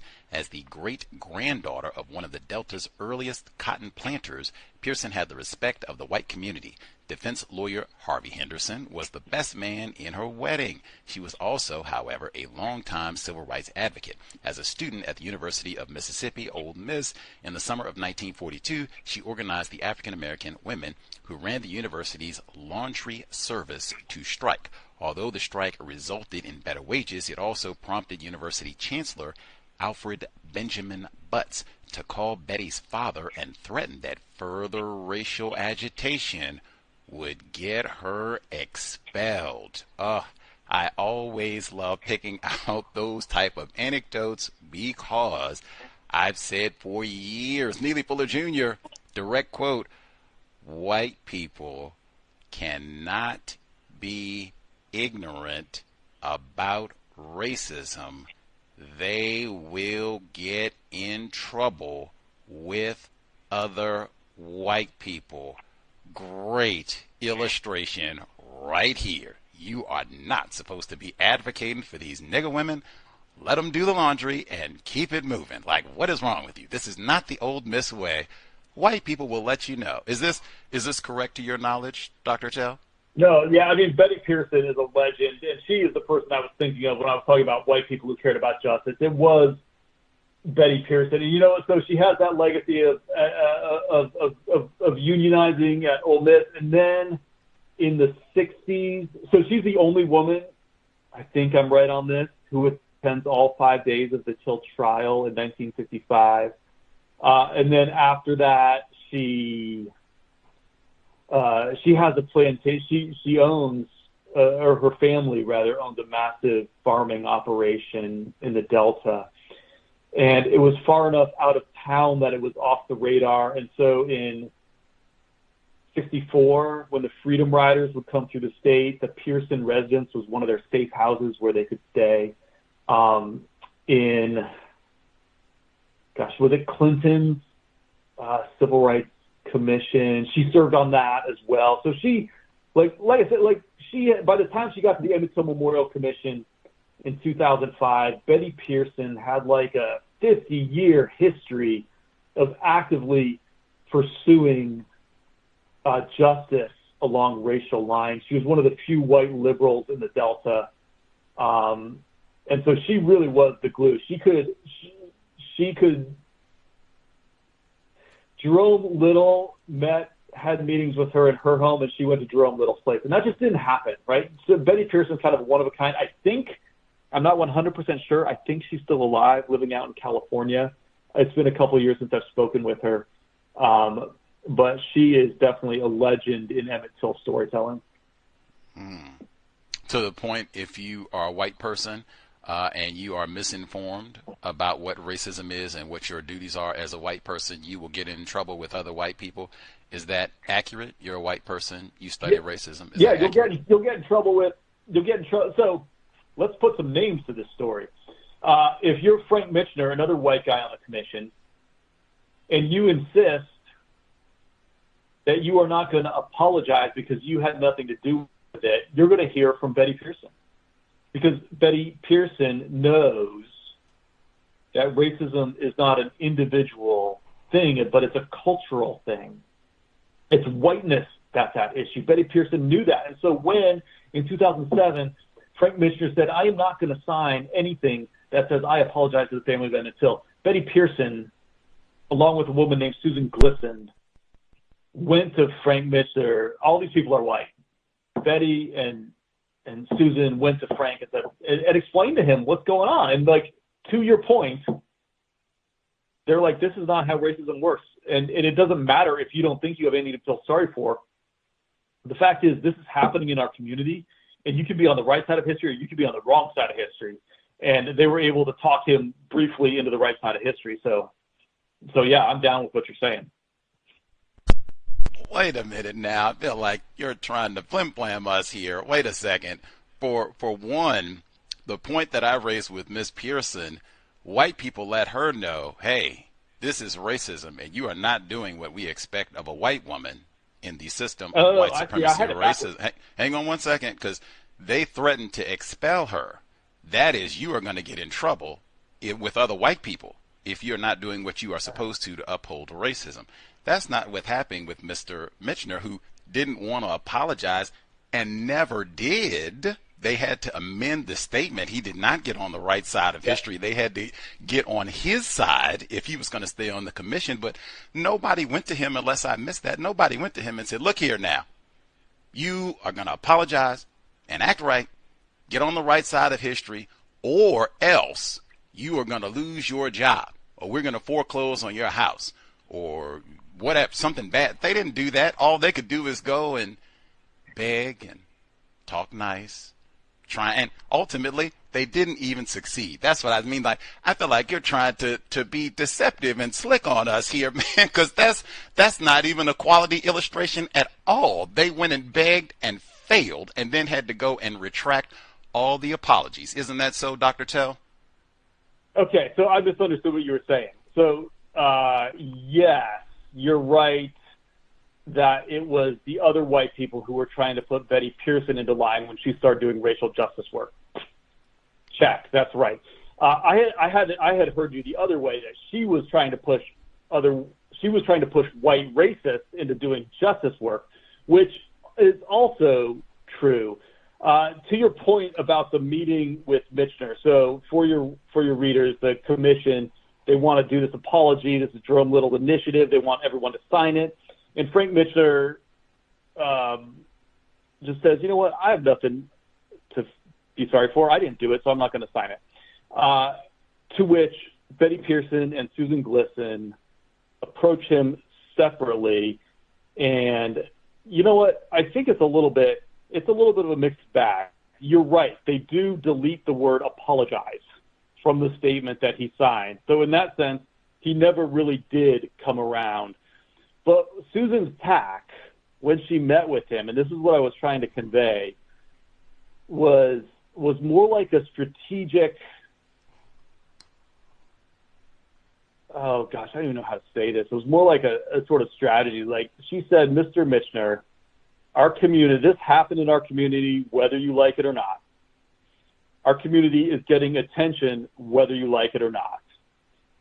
But we can shape the kind of attention that we get, whether it's good or bad. And with that tack, she did convince him, like he did sign it, and he did participate in the event. Now, I mean, you're right. They did delete the word apologize. So they never really convinced him to come around. But I do feel like they made progress with him. Am I totally making this up? Am I wrong here? Thank you for they did delete the apologies. I don't know. They did delete the apologies. Yeah. I mean, hey. Yeah. No, I'm not. I document that. I'm not trying to hide that. I document that. Right. It's in the book. It's in the book for sure. I don't know. I don't know the correct terminology, Dr. Till. When I read that, particularly when you detail Mr. Michener, and it seems like he was not the only one. It seemed like this sort of sentiment that, hey, man, because I hear this all the time from white people, like, hey, I didn't own any slaves. I didn't lynch Emmett Till. I wasn't on the jury. Like, I didn't, come on now. I don't have nothing. Don't you DEI me. And, maybe that's sad and they shouldn't have done all that, but don't be blaming me. But the passage where you're talking about all this with Mr. Michener, and then you're contrasting why black members of the commission, why did they get involved as opposed to the folks who were looking for dollars, or, hey, maybe I can double dip and get paid again. The black people are saying, hey, let's do right by Emmett Till once and for all. And you write their answers for why they wanted to be on the commission, in quotes here: reconciliation, closure for black and white after the divisions caused by the Till trial, races coming together, reach out as brothers in Christ for the greater good, want to be more open, more trusting, and bring us as a people together. There are divisions between black and white, need to be honest to get at the root of racism and cut it off. We must teach our children to work together. I read that. I said, wow, the word, like, so much to come together and get together, like, woo, I have and the metaphors in there as well. Like, wow, I didn't even know what to, and then, like I said, you contrast that with Mr. Michener and a lot of the white people that you talk, economic development, fix the courthouse. Maybe I can get paid a second time around. It's tacky. I don't even know what else to. I'm so glad you include the details, because it's rare where people explain or even get asked, what is your motivation for being involved in all of this? Why are you doing this? That's rare. And then for people to have to give an answer, and it seemed like they got a opportunity for open-ended response. Wow. I mean, that is, should I be crying? That's what I mean. Like, I did not get a sense that you have a substantial number of people classified as white who, you know what, I just feel really guilty. I'm ashamed that this happened, and this is connected to a place where I live, and let's do the, like, I did not get that sense at all. No. Maybe we can get some money out of this, you think? Tax Yeah, no, absolutely. I mean, it was self-serving to the core for the majority of the white. In fact, the only exception that I know for sure is Betty Pearson. And I can't say I know the motives equally well of all 9 of the people. I can't even tell you the 9 names who they are, but for sure, like at the leading edge of like the white discourse around it is, and I'm thinking of mostly Michener and Henderson. It's all economic development, saving the courthouse, saving their jobs, saving saving the appearance of the town. Like, we don't want our town to look like what Webb looks like. We want our town to have an art gallery. It's not about shame, as you say. I would probably phrase that as it also wasn't about justice. It wasn't about reconciliation. And kind of the amazing thing is that Jerome Little and Harvey Henderson could work together for a few years and pull off the most unlikely of things, and that is that the white and black community in Sumner came together and restored the courthouse. And you know what? You won't be surprised to know that has not solved all the racial tensions, but you probably also won't be surprised that it has helped them. Like, it is progress when people started working together, even though they were working together from like not just different motivations, but almost opposed motivations. When you say progress, can you give us specific ways that victims of white supremacy, people that are classified as black, specific problems for them have been solved and or their quality of life has improved? The shops on the courthouse square no longer sell Confederate memorabilia. I'm sorry, can you repeat that, please? The shops on Sumner Square no longer sell Confederate memorabilia. And that is a direct consequence of the organizing that happened around the Emmett Till Memorial Commission. Or here's another, and I'm not saying, like, I don't want to sound like we've solved the problems. I'm not a post-racist guy at all. But I am saying that when people get together to talk about the past, it doesn't solve all the problems, but it does help. And so here's another thing that's happened. There's a letter, and I think I quote this in the book, from Betty Pearson to Susan Glisson. And in the letter, she says, this is the first time in 50 years we've ever had an interracial conversation about matters of race. You know what? That is not like material progress. That's not reparations by any stretch of the imagination. But I do feel like that's progress. And I do feel like, and I do know that would not have happened without the Emmett Till Memorial Commission doing the work that they were doing. Okay. I'm writing down for specifics. So for listeners, the question again was specific problems that have been solved for black people, non-white people, victims of racism, and or ways that their quality of life has been improved. So we got the shops on Sumner Square. They no longer sell Confederate memorabilia. And then because of this activity with the Emmett Till Memorial Commission, this is maybe the first time that white people, non-white people, black people specifically, have had dialogue together about publicly, openly about the Emmett Till murder lynching. Is there any other ways? I do think, and I mean, I don't want to overstate any of this stuff, Gus, but I do believe that telling the story of Emmett Till on the landscape of the Delta is a step in the right direction. As your listeners surely know, the Delta is visibly a very white space. Like, every courthouse has a statue that screams white supremacy. And until the Emmett Till Memorial Commission came along, there was no other visible acknowledgement of race. And so one of the things the commission did very early, this was actually even before they did the courthouse, they put up 8 signs around the west side of Tallahatchie County to document the history of race in those places so that people would come across these places and they would say, oh, here is Black history visibly told on a big sign on a highway in the Mississippi Delta.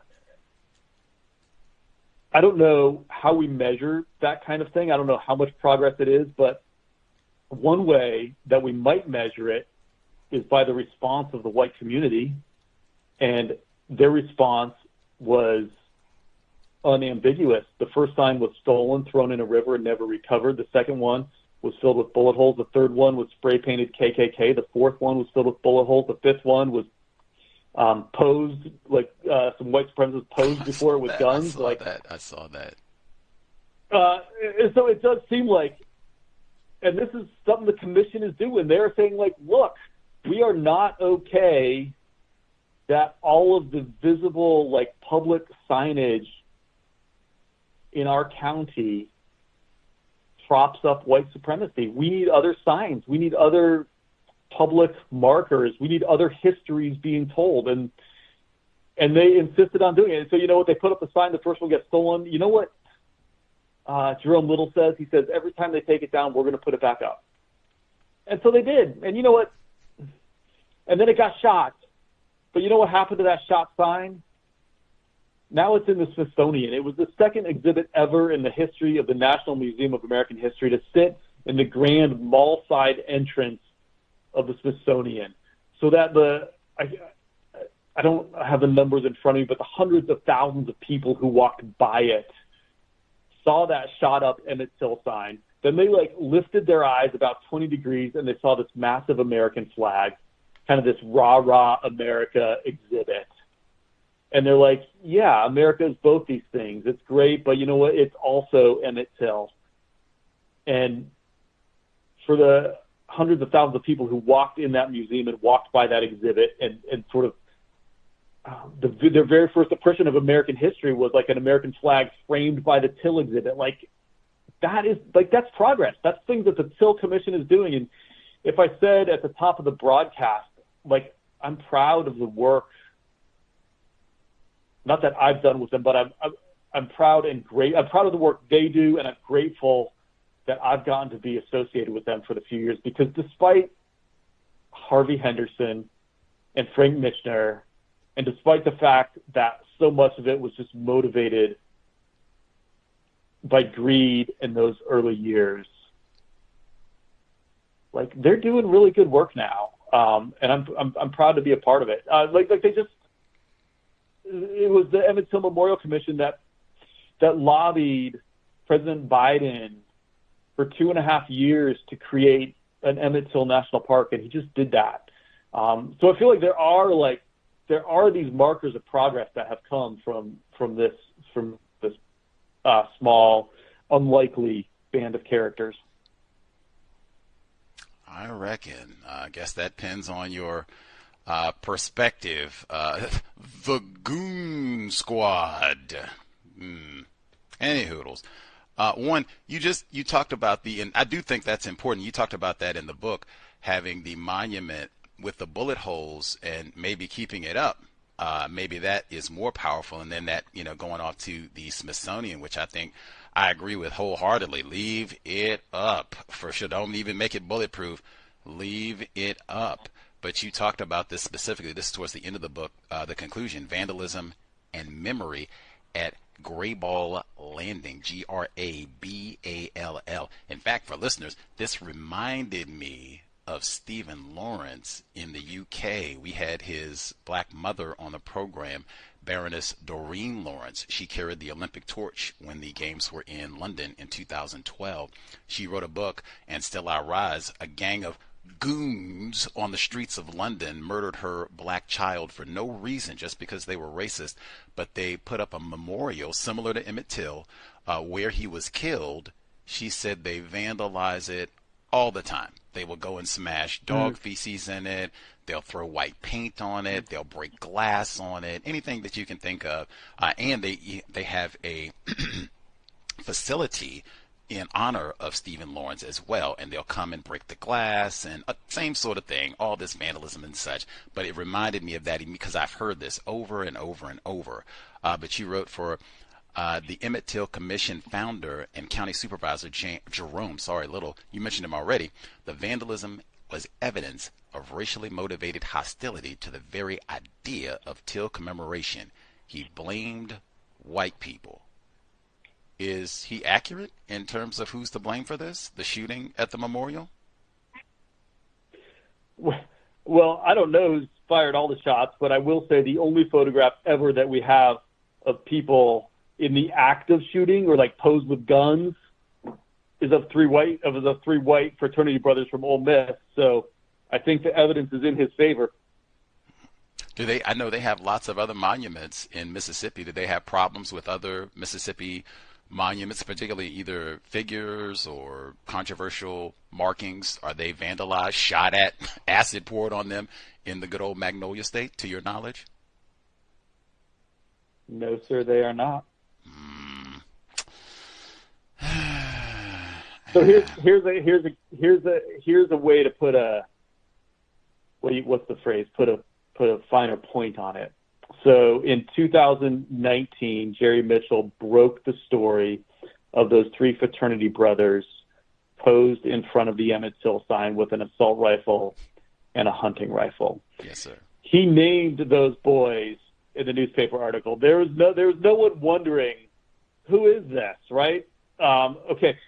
Fast forward about 8 months, and a graduate student at the University of Mississippi vandalizes, or in his phrase, decorates the Confederate statue that was then standing at the entrance of the University of Mississippi. He spray paints it with red paint. I think he's painted a swastika on it or something like this.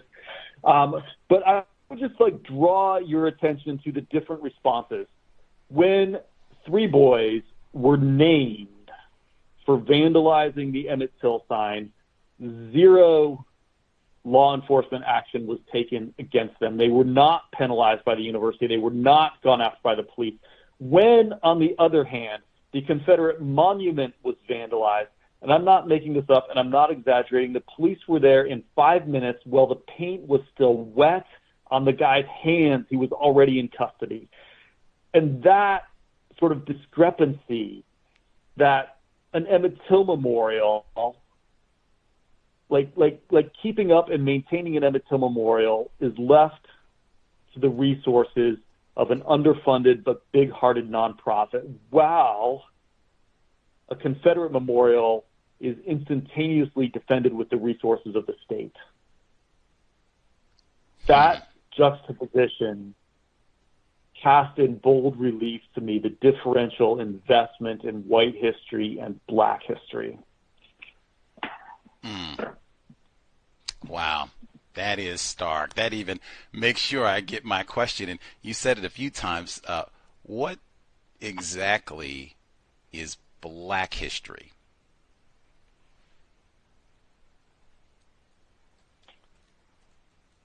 Well, in the case at hand, I was thinking of the story of Emmett Till. And I don't know, I'd have to think about this, and it seems like a hard question to answer in any satisfactory way, honestly, but I think you could, in my sentence I just said, I think you could probably substitute the phrase, America, we're just not good at telling hard history. And the hard history is so often like the history of lynching and the history of treating people poorly and the history of racism and white supremacy and oppression. And I know, and I don't want to suggest at all that black history is reducible to a history of oppression, because I also know that it's a history of joy and overcoming and perseverance and love in ways that are all the more powerful for being unprovided for. And so I think, to answer your question most directly, I'd want to put all of that. I'd want to put the joy, the tears, the pain, the oppression. That all counts as black history, don't you think?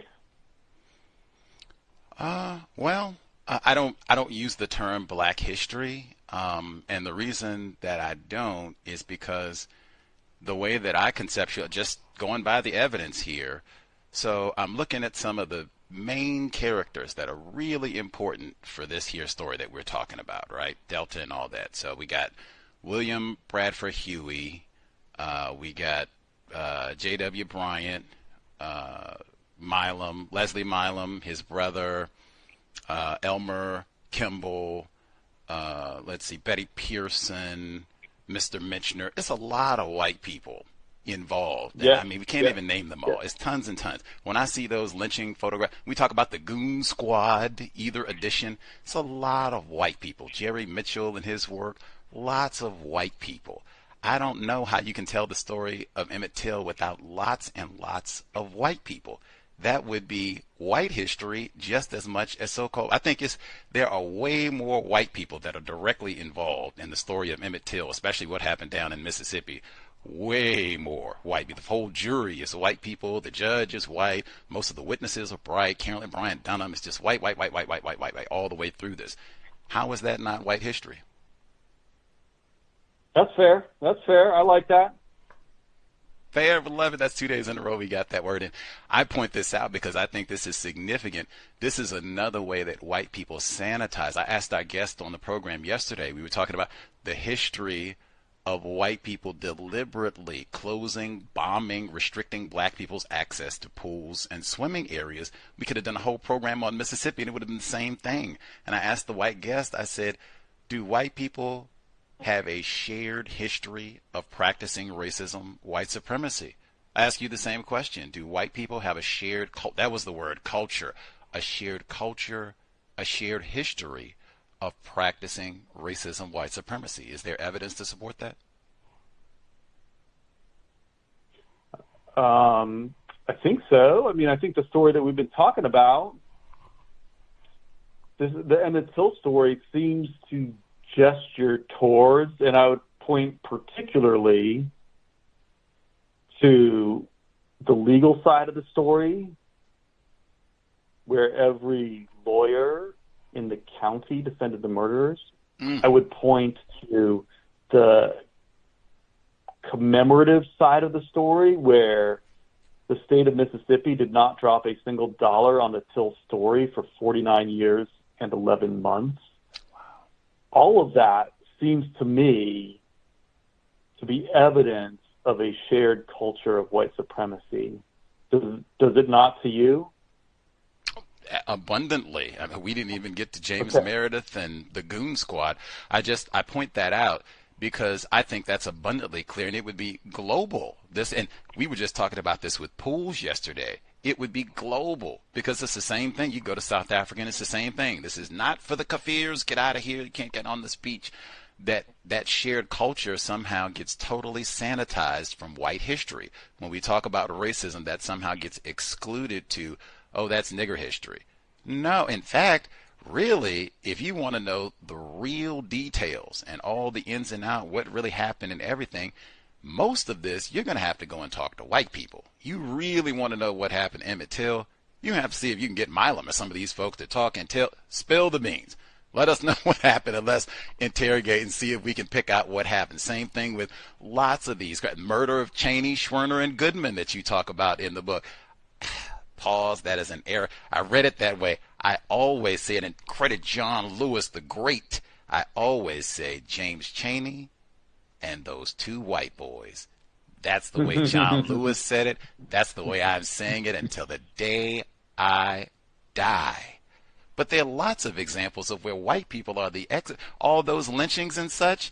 It's like sometimes hundreds of white people around to lynch one black person. Those white people are way more informed about the mechanics of lynching. How do you do it? How much rope do you have? How far do you want them from the fire? All of that. What type of knife is best for castration? Wouldn't the white people be experts about the how-to of a lynching? But wouldn't they also be the least likely to tell you the truth? Me, as a black person, yes. There are a lot of books that are written about specific lynching, like the book that we have here about Emmett Till, that are written by white people where you as a white person can sometimes get access. Often, Timothy Tyson, he got old Carolyn Bryant Dunham's memoir. I probably would not be able to get that. Absolutely correct. But someone classified as white like yourself, man, a lot of times you all are great at getting that information, especially later in life. They'll talk to another white person, or you can go investigate, or they'll share something, and all that. Same thing with the thesis that I'm trying to get from Ellen Whitten. And that's something that, who do you think is more informed about what racism is, how it works in terms of the mechanics, how these lynchings operate? How do we make sure that we get these white people exonerated? Do you think white people are more informed about what racism is, how it works, or do you think non-white people are more informed?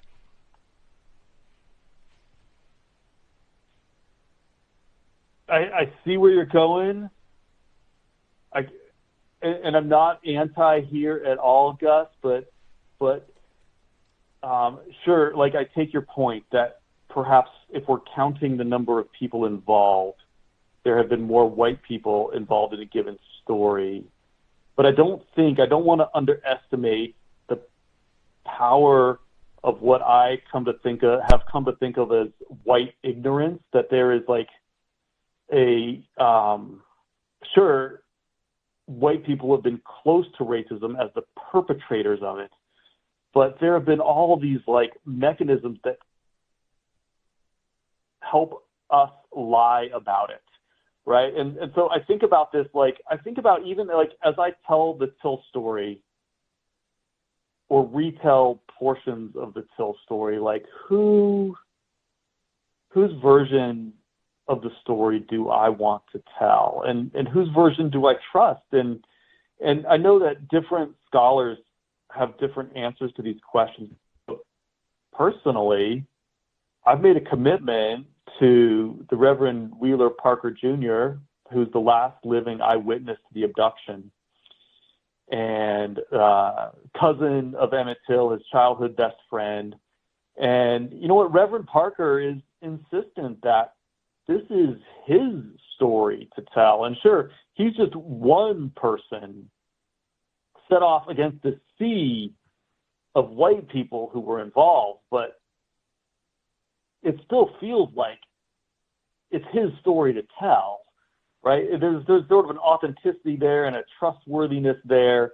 And I trust Reverend Parker over, you know what, all these other people who were perpetrators. And I almost feel like, and this is not to let anyone off the hook at all, but I almost feel like part of being a perpetrator is it's almost like you can't talk honestly about it. Like there's this, I don't know, but like I just feel like there's this white ignorance that goes along with it that makes white people less trustworthy on racism.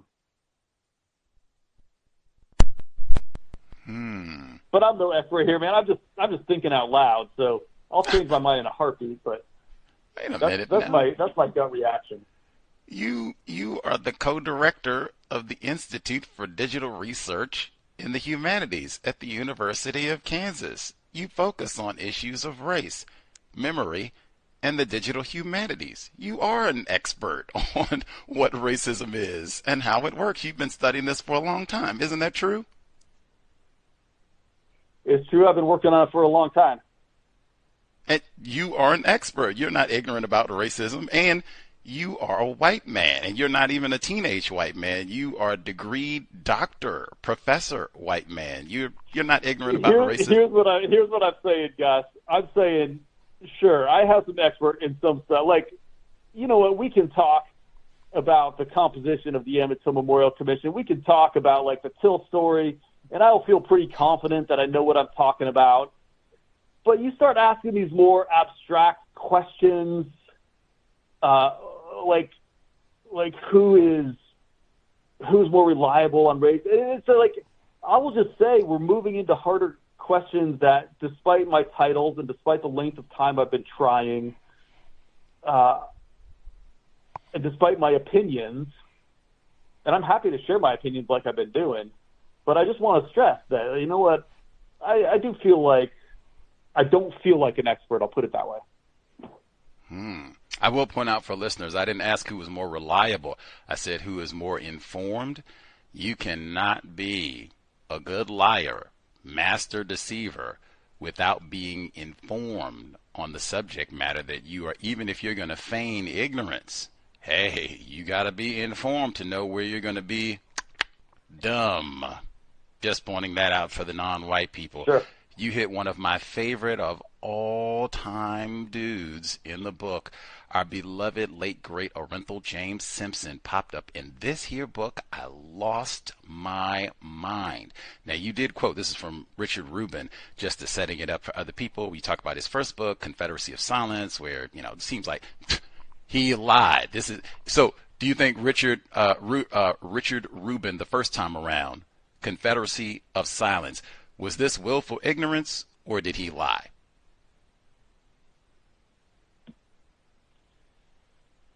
Oh gosh. I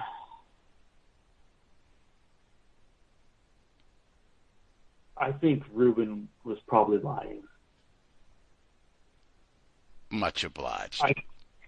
I think he had to know. It's been a minute here since I delved into this story, but Rubin, in this book called Confederacy of Silence, tells this story of walking into Bryant's grocery and meat market, and it's filled with details. Like, he talks about what he bought there, I don't remember if it was candy. Well, he boycotted. He had his faux boycott. Oh yeah, and he pretended to boycott it. I forgot about that. And he was like, had this like, almost like self-congratulatory, self-righteous, like, I don't know. But I have done the math so many times trying to work this out.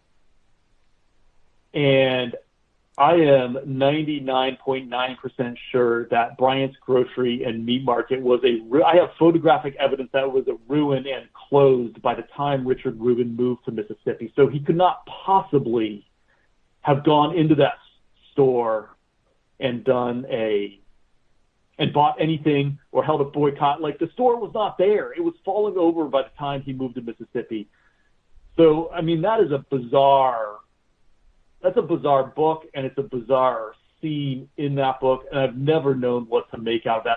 I have tried on multiple occasions to reach out to Richard Rubin and ask him about it, and he has never responded to my inquiries.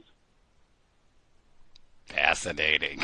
He does not want to defend his lie, maybe. I can just stick to willed ignorance and don't answer no questions. I don't remember. So you wrote, that's the first time around he does Confederacy of Silence. He comes back. The ghost of Emmett Till is instructive. In Confederacy, Rubin imagined an intact store and was able to, in striking fashion, obliterate the distance between 1955 and 1988. He walked into Young's and boycotted it as if it was Bryant's. That's where the original kerfuffle with Emmett Till and Carolyn Bryant Dunham happened. As he wrote, ghosts between the store was crumbling, and Till's murder was now cast as a burr that periodically pricked the American conscience. Poised between memory and forgetting, Till's story lay dormant for years. Rubin wrote only to flare up, inspire outbursts of commemoration, rage, and sorrow, then fade again into the background. The story could not be put to rest and functioned as an indictment of contemporary society. In a remarkable interview with John Whitten, the defense lawyer confided to Rubin that he had played the race card. The idiom was a phrase made popular about what was then thought of as the trial of the century.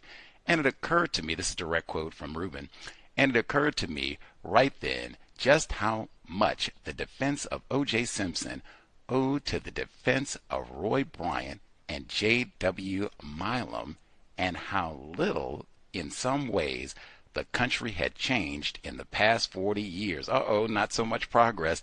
The issue of race was still so potent that it could overwhelm evidence and hijack a jury, even when the case at hand was a brutal, savage murder. Wow. What a juxtaposition. I was stunned. What do you make of that comparison? Is O.J. Simpson, is he just like J.W. Milam and Roy Bryant?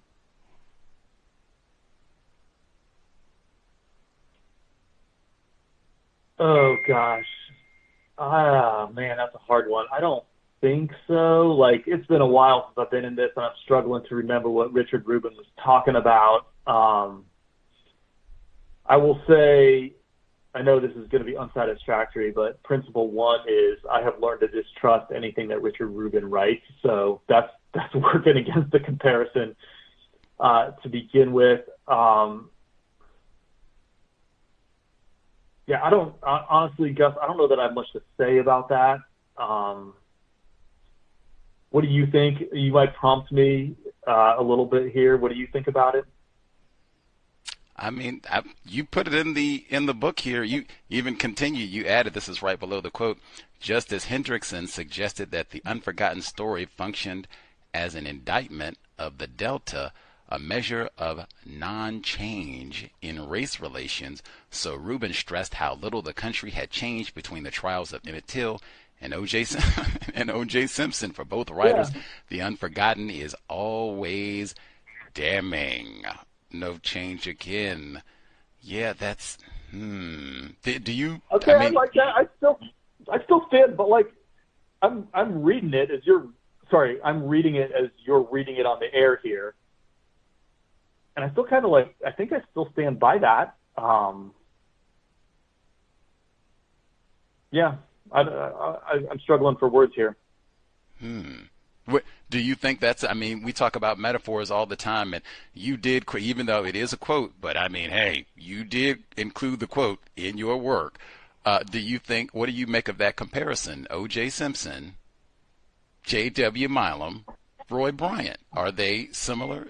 What do you make of this comparison?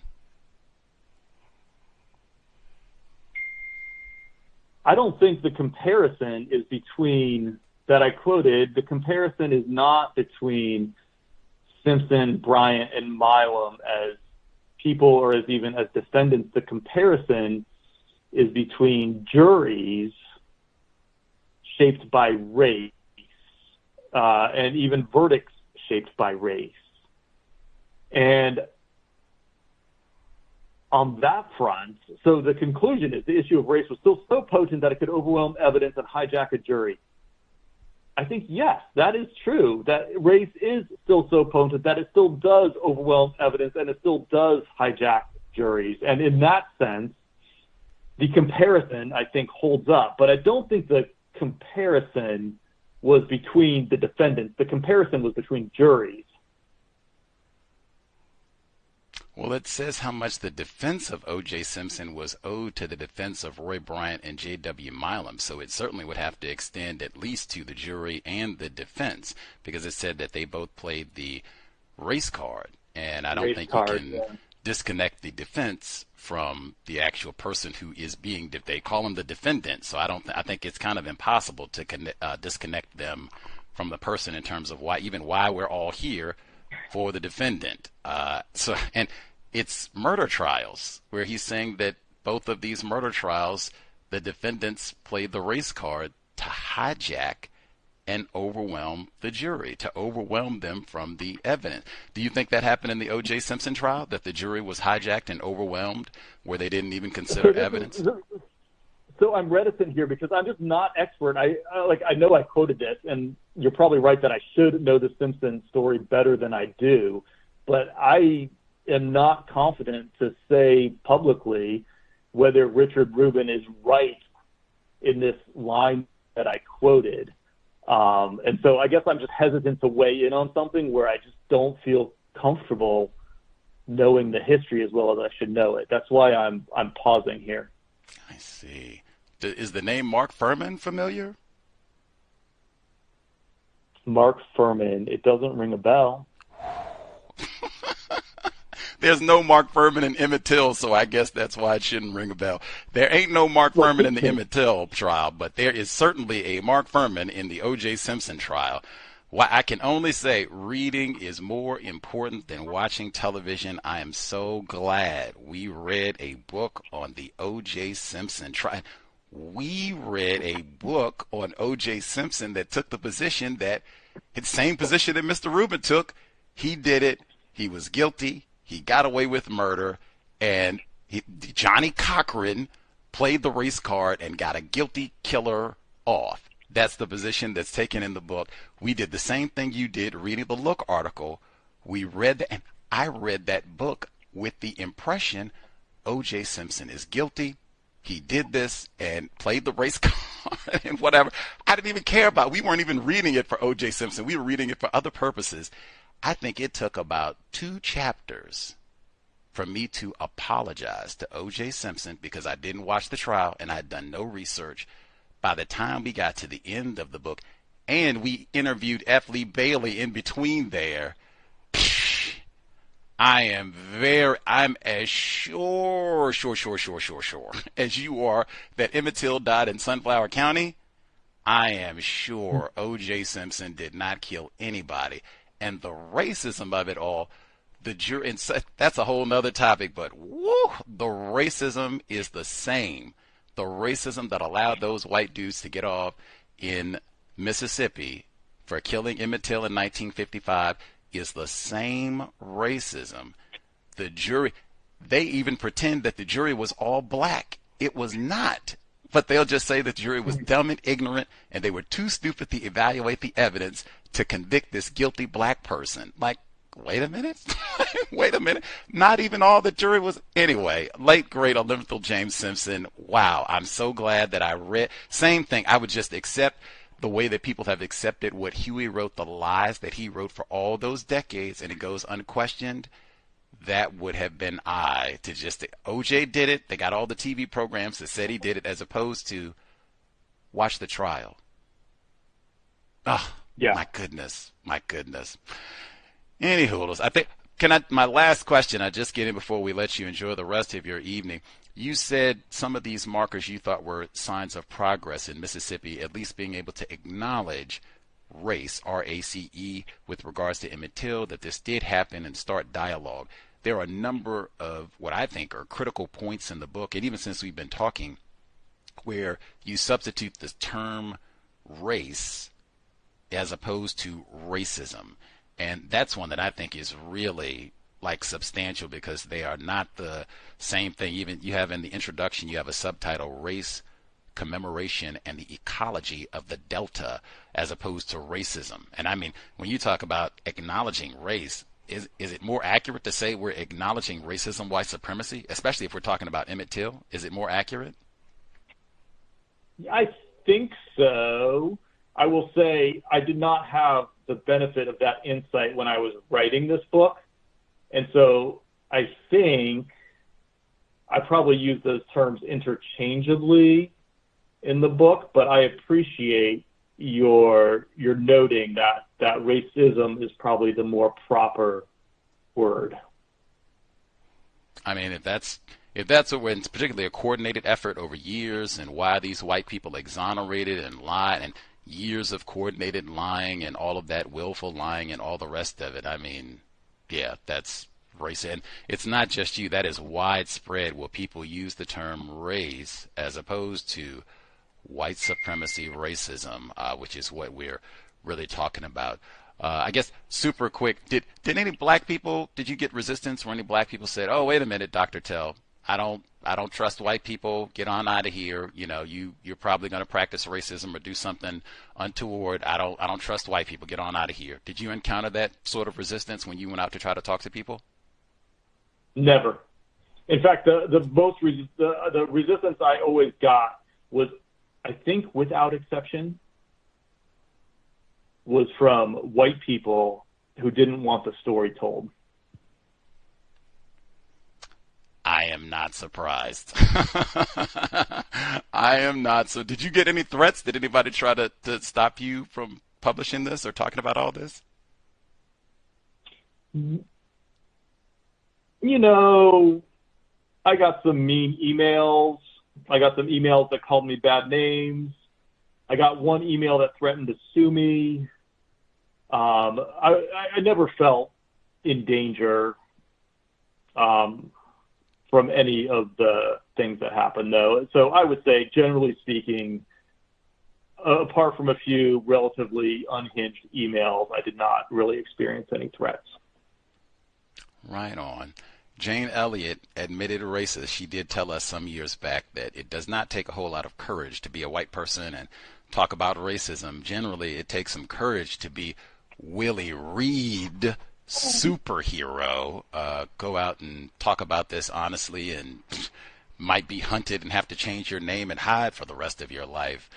Now I will be motivated to read The Barn, since you told us that Mr. Reed is central figure in the book. I'm way more curious about it now than I was. That just came out this week, so our timing could not have been better to talk with Dr. Dave Tell about his book, Remembering Emmett Till, which isn't even that old, 2019. I learned so much. I have a much greater appreciation for Mississippi geography and racism as a result of reading your book. So, wow, job well done for someone who is not a geography novice at all and has only got limited expertise with Mississippi. Wow, Sunflower County will be burned in the memory. Well, thank you. I appreciate that, Gus. I appreciate you having me on your program. Much obliged, sir. Dr. David Tell joining us live. Once again, go Jayhawks. Thank you kindly. Keep up the great work. I will be looking out for the PDF if I can get the Ellen Whitten Injustice Unearthed. That would be awesome. I would love to do some more digging. I'll send it to you right now before I forget. Much obliged, good sir. Evening, we will be in touch. Dr. David Tell. Thank you. Appreciate you. Much obliged, sir.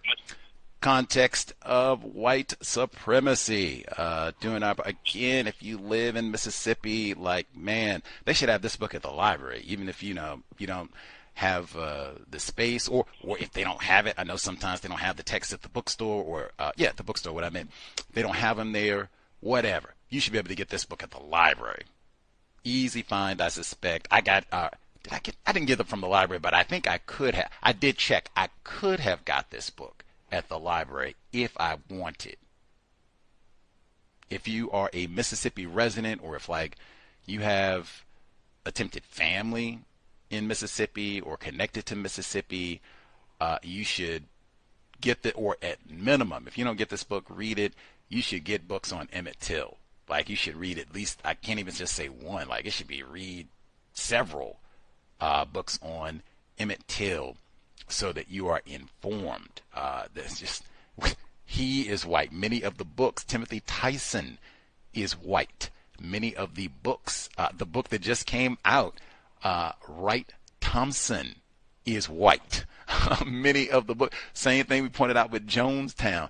That's why I said, for reals, if you say you care about Dr. Welsing and all of that, hey, we can sit around, we can wait 10 years, 15 years, 20 years, whatever it is, and have some white undergrad snooping around on YouTube or whatever app they have by then.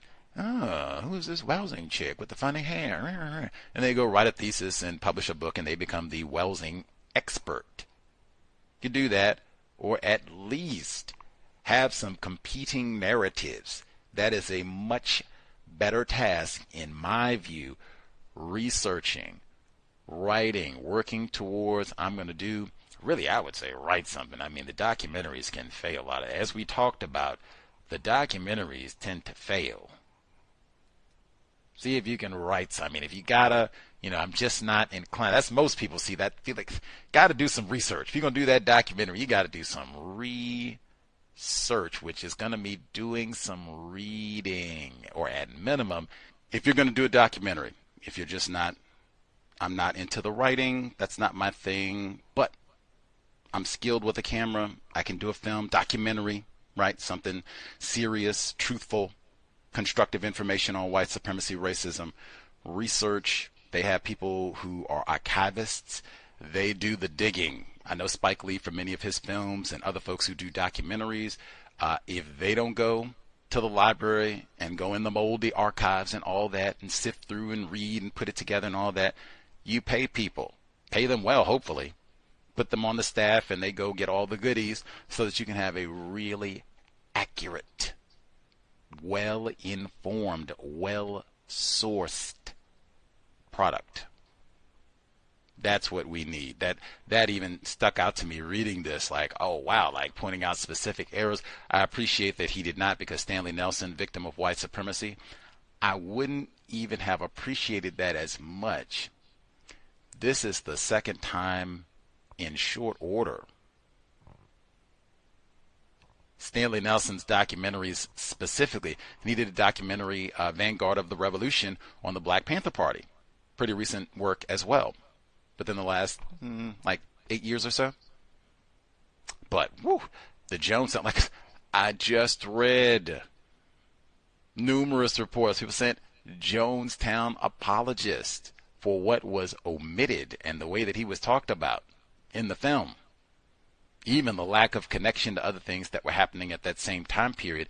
To then read this, to me, that meant more in terms of Stanley Nelson's work. And again, that could be racial showcasing, where they put the name of a non-white person on a product, even though individuals classified as white had way more to do, way more influence about what we see, the final product, why it looks the way that it does. That happens frequently. We've talked about that often.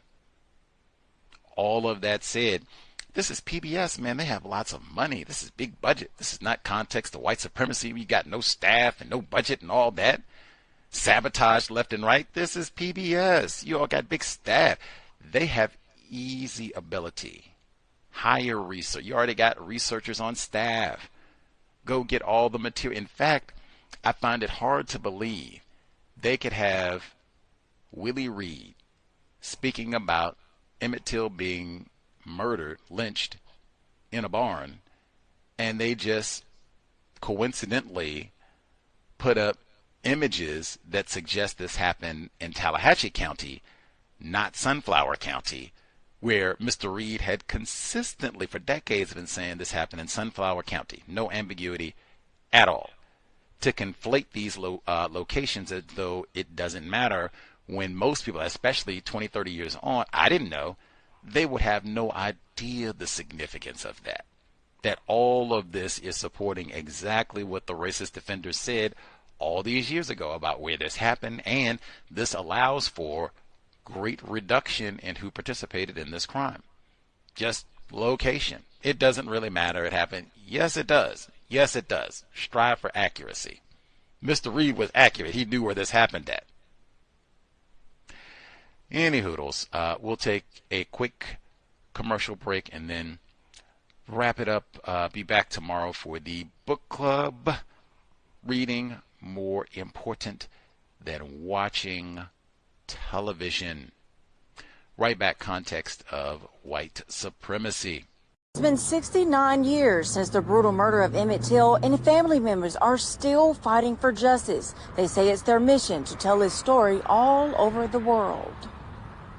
Make a long story short, we are here to support Emmett. She asked me, she said, when I'm gone, Laura, I want you to keep our legacy going. The streets of Jackson near Freedom Corner packed Sunday evening with family, activists, and city leaders. While marching, they held signs of Till commemorating his horrific death. That death and publicly displayed coffin, many argued, helped start the civil rights movement. 69 years later, family members say they are still calling for justice. You know, Carolyn Bryant died last year, and we asked the state of Mississippi to at least charge her with accessory to that case, and she died. So we are still fighting for justice right now, although we are finding out more information. She said my son had a lisp, a speech impediment.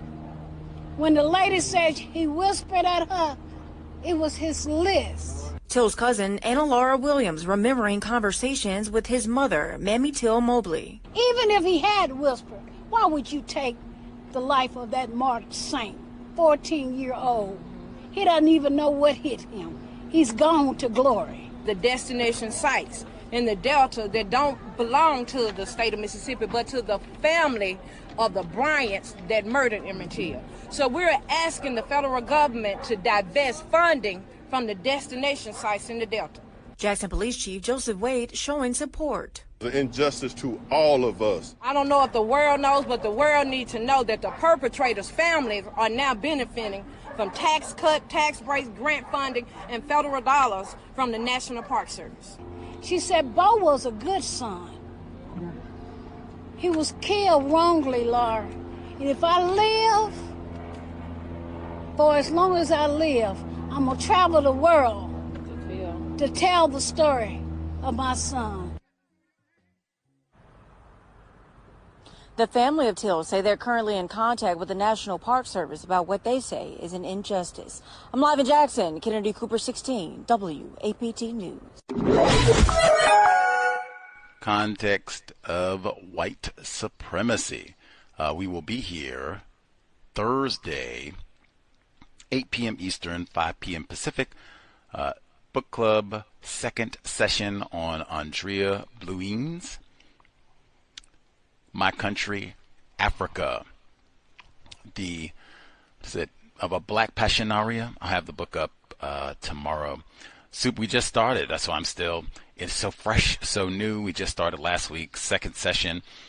Tomorrow, we have not even gotten to the assassination of Patrice Lumumba, or even how they meet in the book. That is way down the road. We're just kind of in the early parts of Congo, or colonization in the Congo system of white supremacy. Anyhoodles, that's tomorrow, same time, 8 p.m. Eastern, 5 p.m. Pacific. My Country, Africa, autobiography of the Black Passionaria. Woo, let's see. I'm a little tired. Definitely self-care. I'm going to get lots of rest. Man, we have been broadcasting consistently. So we had Mr. Scholes here Sunday, right? We had Mr. Rappaport here yesterday, racism in pools. Emmett Till today. And then book club tomorrow, neutralizing workplace racism. Compensatory call-in Saturday. Super active for autumn 2024. If anything, once again, this is not the context of white supremacy where we're just going to sit around and talk about TV, hip-hop, name calling black people. None of that. None of that. Serious study of white supremacy, racism, even talking to white people who study rhetoric. David Houck, he wrote Black Bodies in the River. He also studies rhetoric and the way that people use language, even like the way that white people use phrases like willful ignorance. White rhetoric. They have so many of those types of phrases and such, but that's context of white supremacy. That is what our legacy has been for the duration. 15 years, not bragging about being black, not black and I'm proud, not black history, not I'm African American and proud, not I'm going to name call other black people that I don't agree with. Serious study of what it means to be classified as white, what racism, white supremacy is, how it works, and really application of counter-racist concepts when in contact with people classified as white. That's something we do not get enough practice at all. I said that in 2009, still the case. We do not need more time talking about TV, hip-hop, name-calling black people, conflict with black people, serious study, research of what white supremacy racism is, how it works, things we can do to replace white supremacy with justice immediately. Anyhoodles, specific even words, that's a big one. You can even note how frequently white people substitute the term race. They don't say racism. Acknowledgement of race. That's the way you read it. They say acknowledgement of white supremacy. Note that. The problem is racism, not race. those concepts can be used interchangeably. Mr. Neely Fuller Jr. has said the only reason for having a concept of race is to practice racism. Why else do you need to belong to a race except to practice racism? Duh. Most people don't get it, but I mean, that should be a duh. It doesn't serve any other purpose. So yes, they are one and the same, but you have to say that. In fact, it would have to be racism, white supremacy, or racism, right? Put that dash in there to kind of connect those concepts so that people know that they are related. If you don't do that, that's more that pussyfooting, being deceptive, white jargon rhetoric. They're just not being as accurate as can be with what they are talking, especially we're talking about lynching of Emmett Till, Gemini's. When I asked specifically about progress, because they use that term so much now, I'm looking at this nigh on 2025. Brett Favre testifying yesterday. So why did you take the TANF funds, oh Brett Favre, pride of Kill, Mississippi?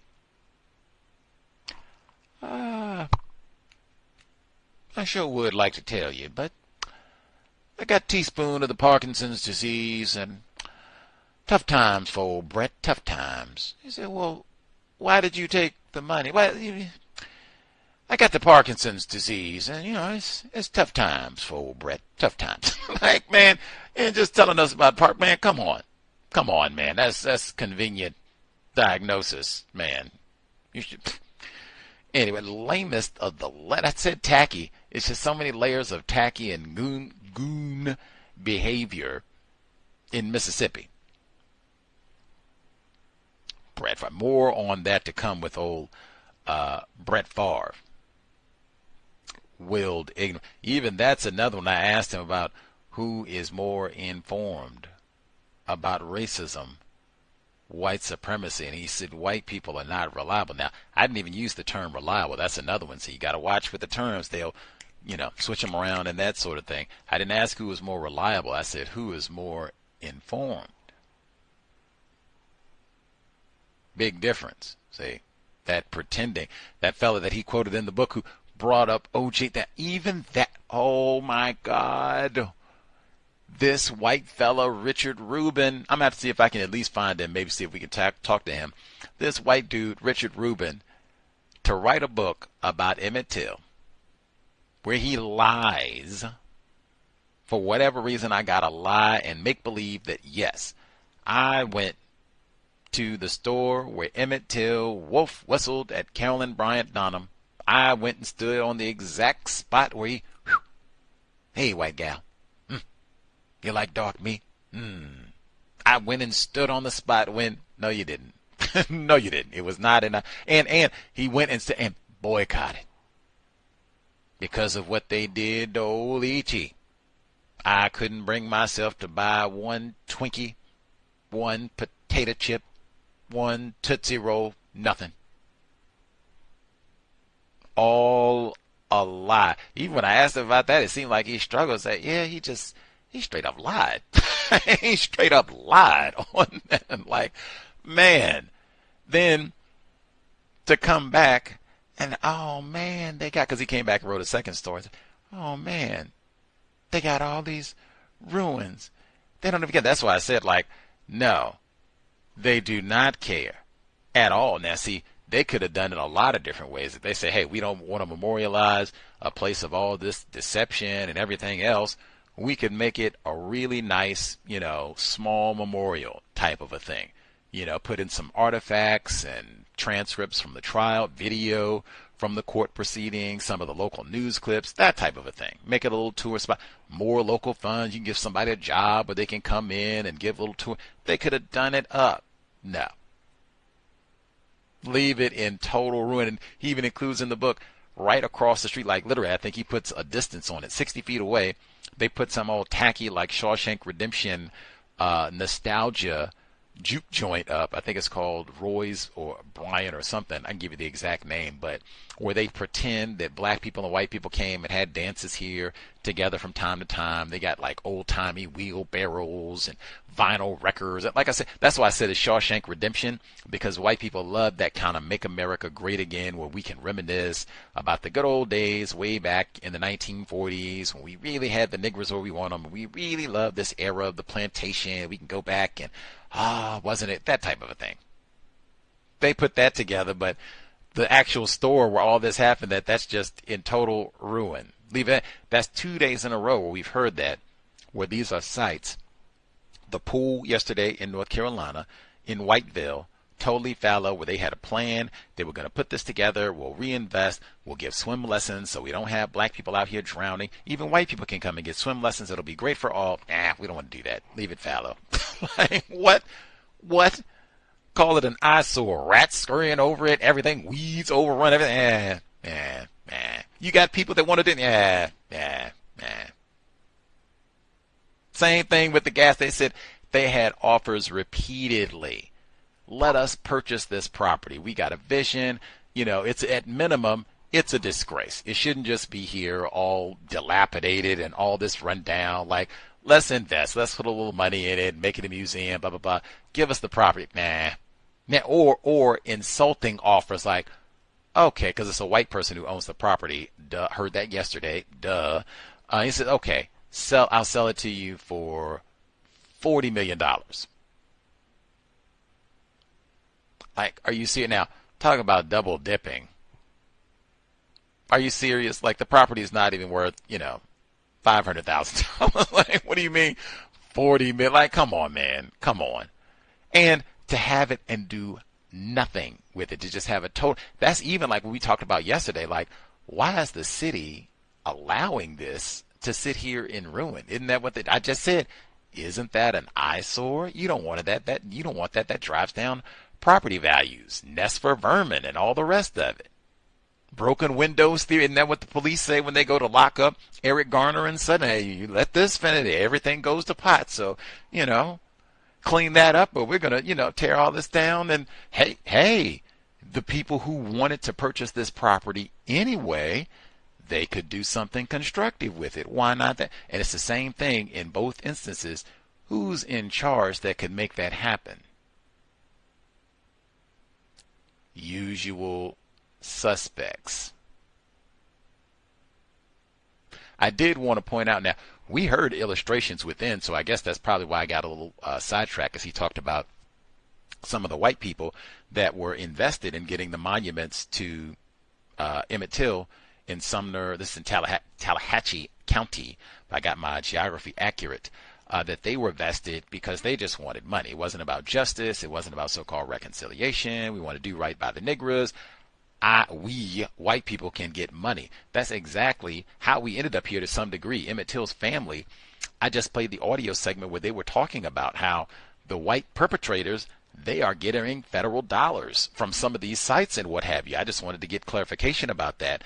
I asked Dr. Till about that prior to. He said he wasn't familiar with that component. I'm going to see if I can, perhaps speak with some of the relatives directly, because I had no idea. Not that I'm stunned, not that I doubt it, none of that. I hadn't heard this before. This is a recent report, like last month, where Emmett Till's family relatives were saying, they were asking that a stop be put to this, and how can these race soldiers, generational race soldiers, how can they be making money off of the lynching of this black child? Here. I just wanted to get more details about that to see where's this happening at, which specific mark, just more details, as many details as possible.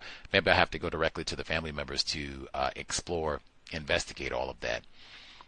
Anyway, reading more important than watching television. Can't stress enough. I do think it's interesting that they got a non-white author to narrate the text for this book written by a white man on Emmett Till specifically. I don't know, you listeners to the audiobook might feel a different way about the text that is written by a white man if it was a narrator who also you immediately associated with someone who sounded like a white man. Like if it sounded like Bill Clinton reading the book or something, or even the white man that we talked with, Dr. Till, if it was him reading his own work, might be received a little differently by listeners. Let's see. Orenthal James. If we had not read That is remains. I said that was the best job that I did facilitating a text in the history of the C.O.W.S book club is Jeffrey Toobin, Run of His Life with O.J. Simpson. I did not know anything about O.J. Simpson and thought just because of the inertia, there's so much content that O.J. Simpson is guilty. O.J. Simpson killed these white people, white woman and a white man. He killed these white people and he got off with it, and that no count Johnny Cochran played the race card and, greatest crime in the history of the world. I had just passively believed all of that because, I hadn't investigated. I didn't watch the trial.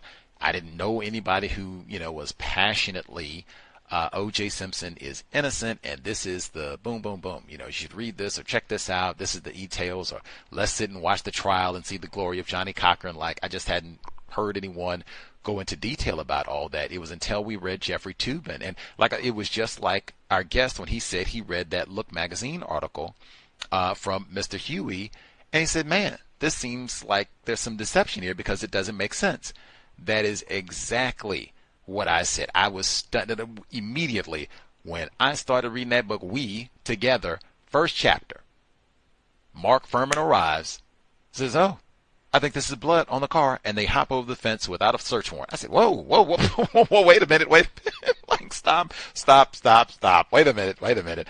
I didn't know nothing about the case. Wait a minute. Mark Furman was here the night that they go to raid the house and everything when this all began. Mark Furman was right there, and they hopped over the fence without a search warrant? Whoa. And then they lied on the search? Whoa. It wasn't just one thing.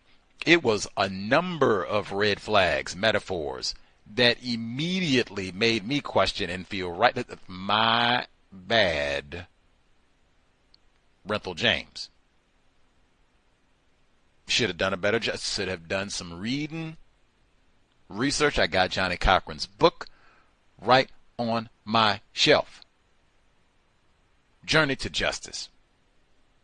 Geronimo G. Pratt, first person he talks about in the book.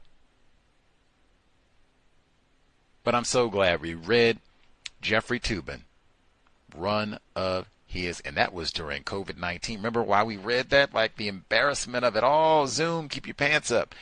Man, I would have fallen right for them, yeah, that's right. Now, anytime I hear somebody mention Renthal James, what?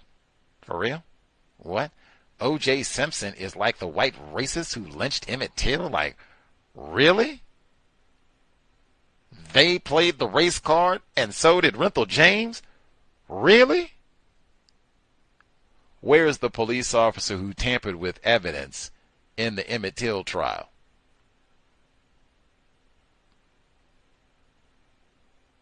Planting fingerprints on the gin used to weigh down Emmett Till's body. Where is that person at?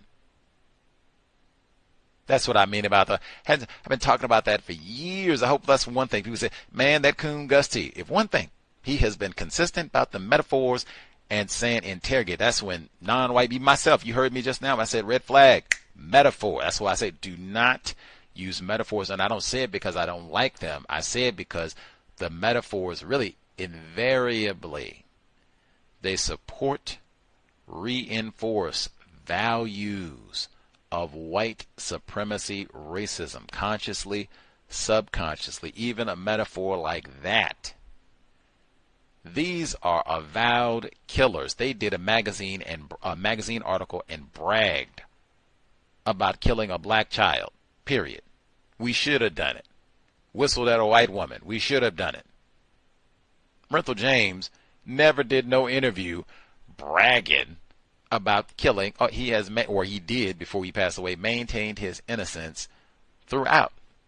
He did not go out there bragging, and then made money to brag about having killed anybody, much less Mark Furman. And where is the murder weapon? Never did find that with Renthal James. F. Lee Bailey said that over and over. Where's the murder weapon again? You don't have no Mark Furman in the Emmett Till case. Hey, you don't have no Willie Reed in O.J. Simpson either. What does that mean? No witnesses. Who saw Renthal James do all this killing that you white people like Rick Rubin are sure that he hacked up these white people and then got away with it playing the race card? Where are the witnesses who saw Renthal James do some stabbing? Exactly. No Willie Reed in the O.J. Simpson case. That's what I mean. Like, let's interrogate these metaphors. Yes, I know. You're quoting this from somebody else, but hey, and this is the same thing standard I would hold myself to. Like, hey, you are quoting this. You took the time to go and copy and paste and put this down and get his name and all the rest of it. So why? You thought about it. You processed it. Do you agree with this? Do you not agree with it? You got to have an opinion on it because you included it in your work, so you're not ignorant about it. No, man, and particularly something with O.J. Simpson, the trial, and you see how he tried to get out of there. Well, it ain't really got nothing to do with Renthal James. See, it's just talking about the jury. Nah, man, because you got in there talking about they both played the race card. Even that. The white people who killed Emmett Till, they played the race card. And so did Johnny Cochran.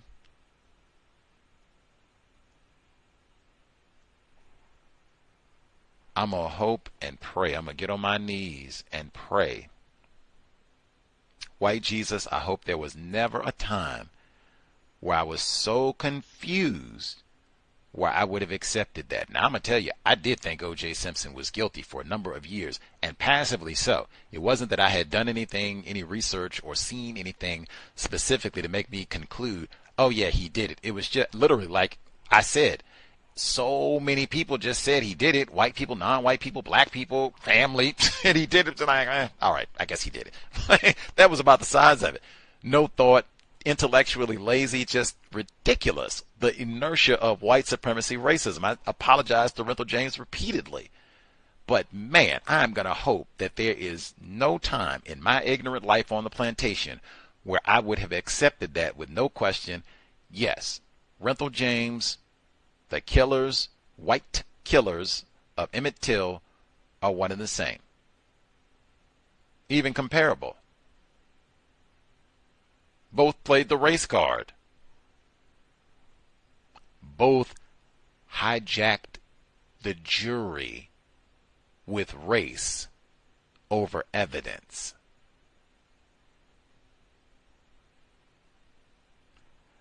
Whew.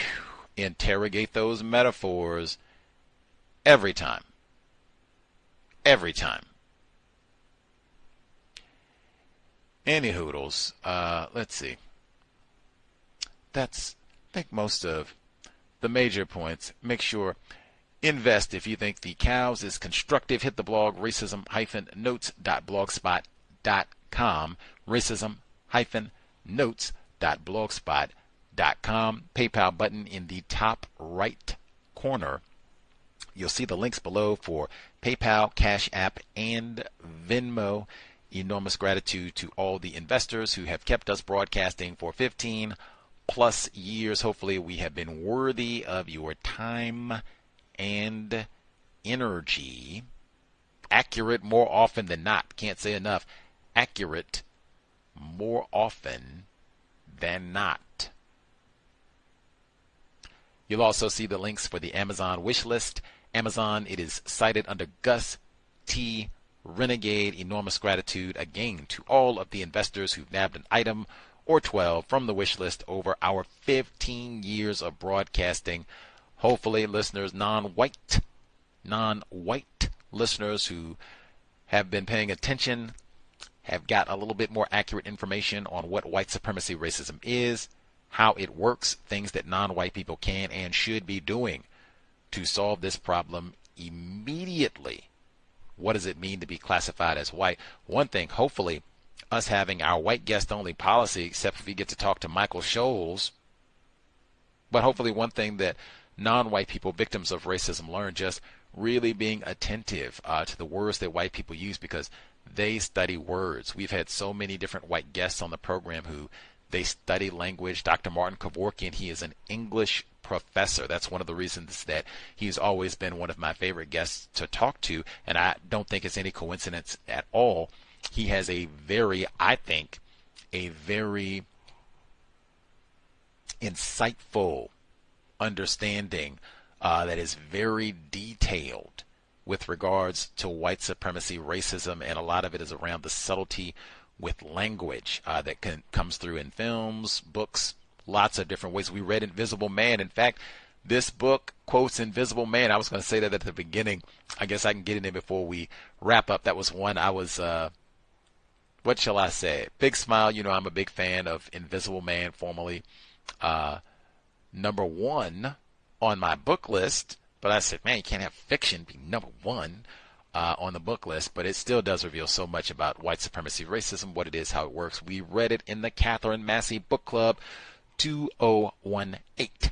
The point where he captures Invisible Man, I think, eloquently.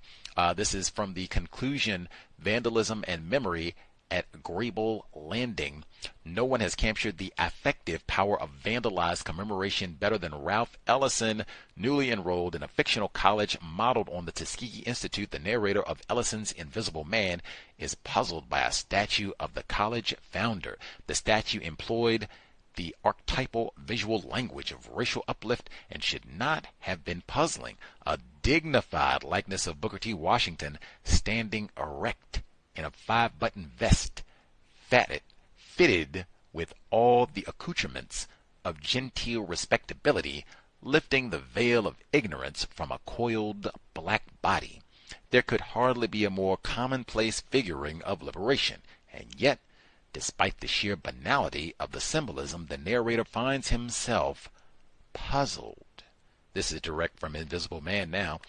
In my mind's eye, I see the bronze statue of the college founder, his arms outstretched in the breathtaking gesture of lifting a veil that flutters in hard metallic folds above the face of a kneeling slave, and I am standing puzzled, unable to decide whether the veil is really being lifted or lowered more firmly in place, whether I am witnessing a revelation or a more efficient blinding. And as I gaze, there is a rustle of wings, and I see a flock of starlings flighting before me, and when I look again, the bronze face, whose empty eyes look upon a world I have never seen, runs with liquid chalk, creating another ambiguity to puzzle my groping mind. Why is a bird-soiled statue more commanding than one that is clean? Directly from Invisible Man, Dr. Till concludes, here we witness the power of vandalized commemoration. While the undefiled statue equates education with liberation, the whitewashed bird-soiled version suggested that the college was, at the same time, an instrument of the racist white establishment, a lesson the Invisible Man would learn all too well, don't we remember? Once soiled, the statue pointed in two directions at once, the hope of liberation and the fact of oppression. Ellison's narrator is puzzled not by one message or the other, but by the tension resulting from the simultaneous presence of competing claims. For Ellison, the puzzled response is key, summoning the Invisible Man toward a fuller, more complex, more honest portrait of the past than an unsoiled statue could ever provide. And we'll stop there. As I said, I always smile, get appreciation for a good inclusion of Ralph Ellison's Invisible Man.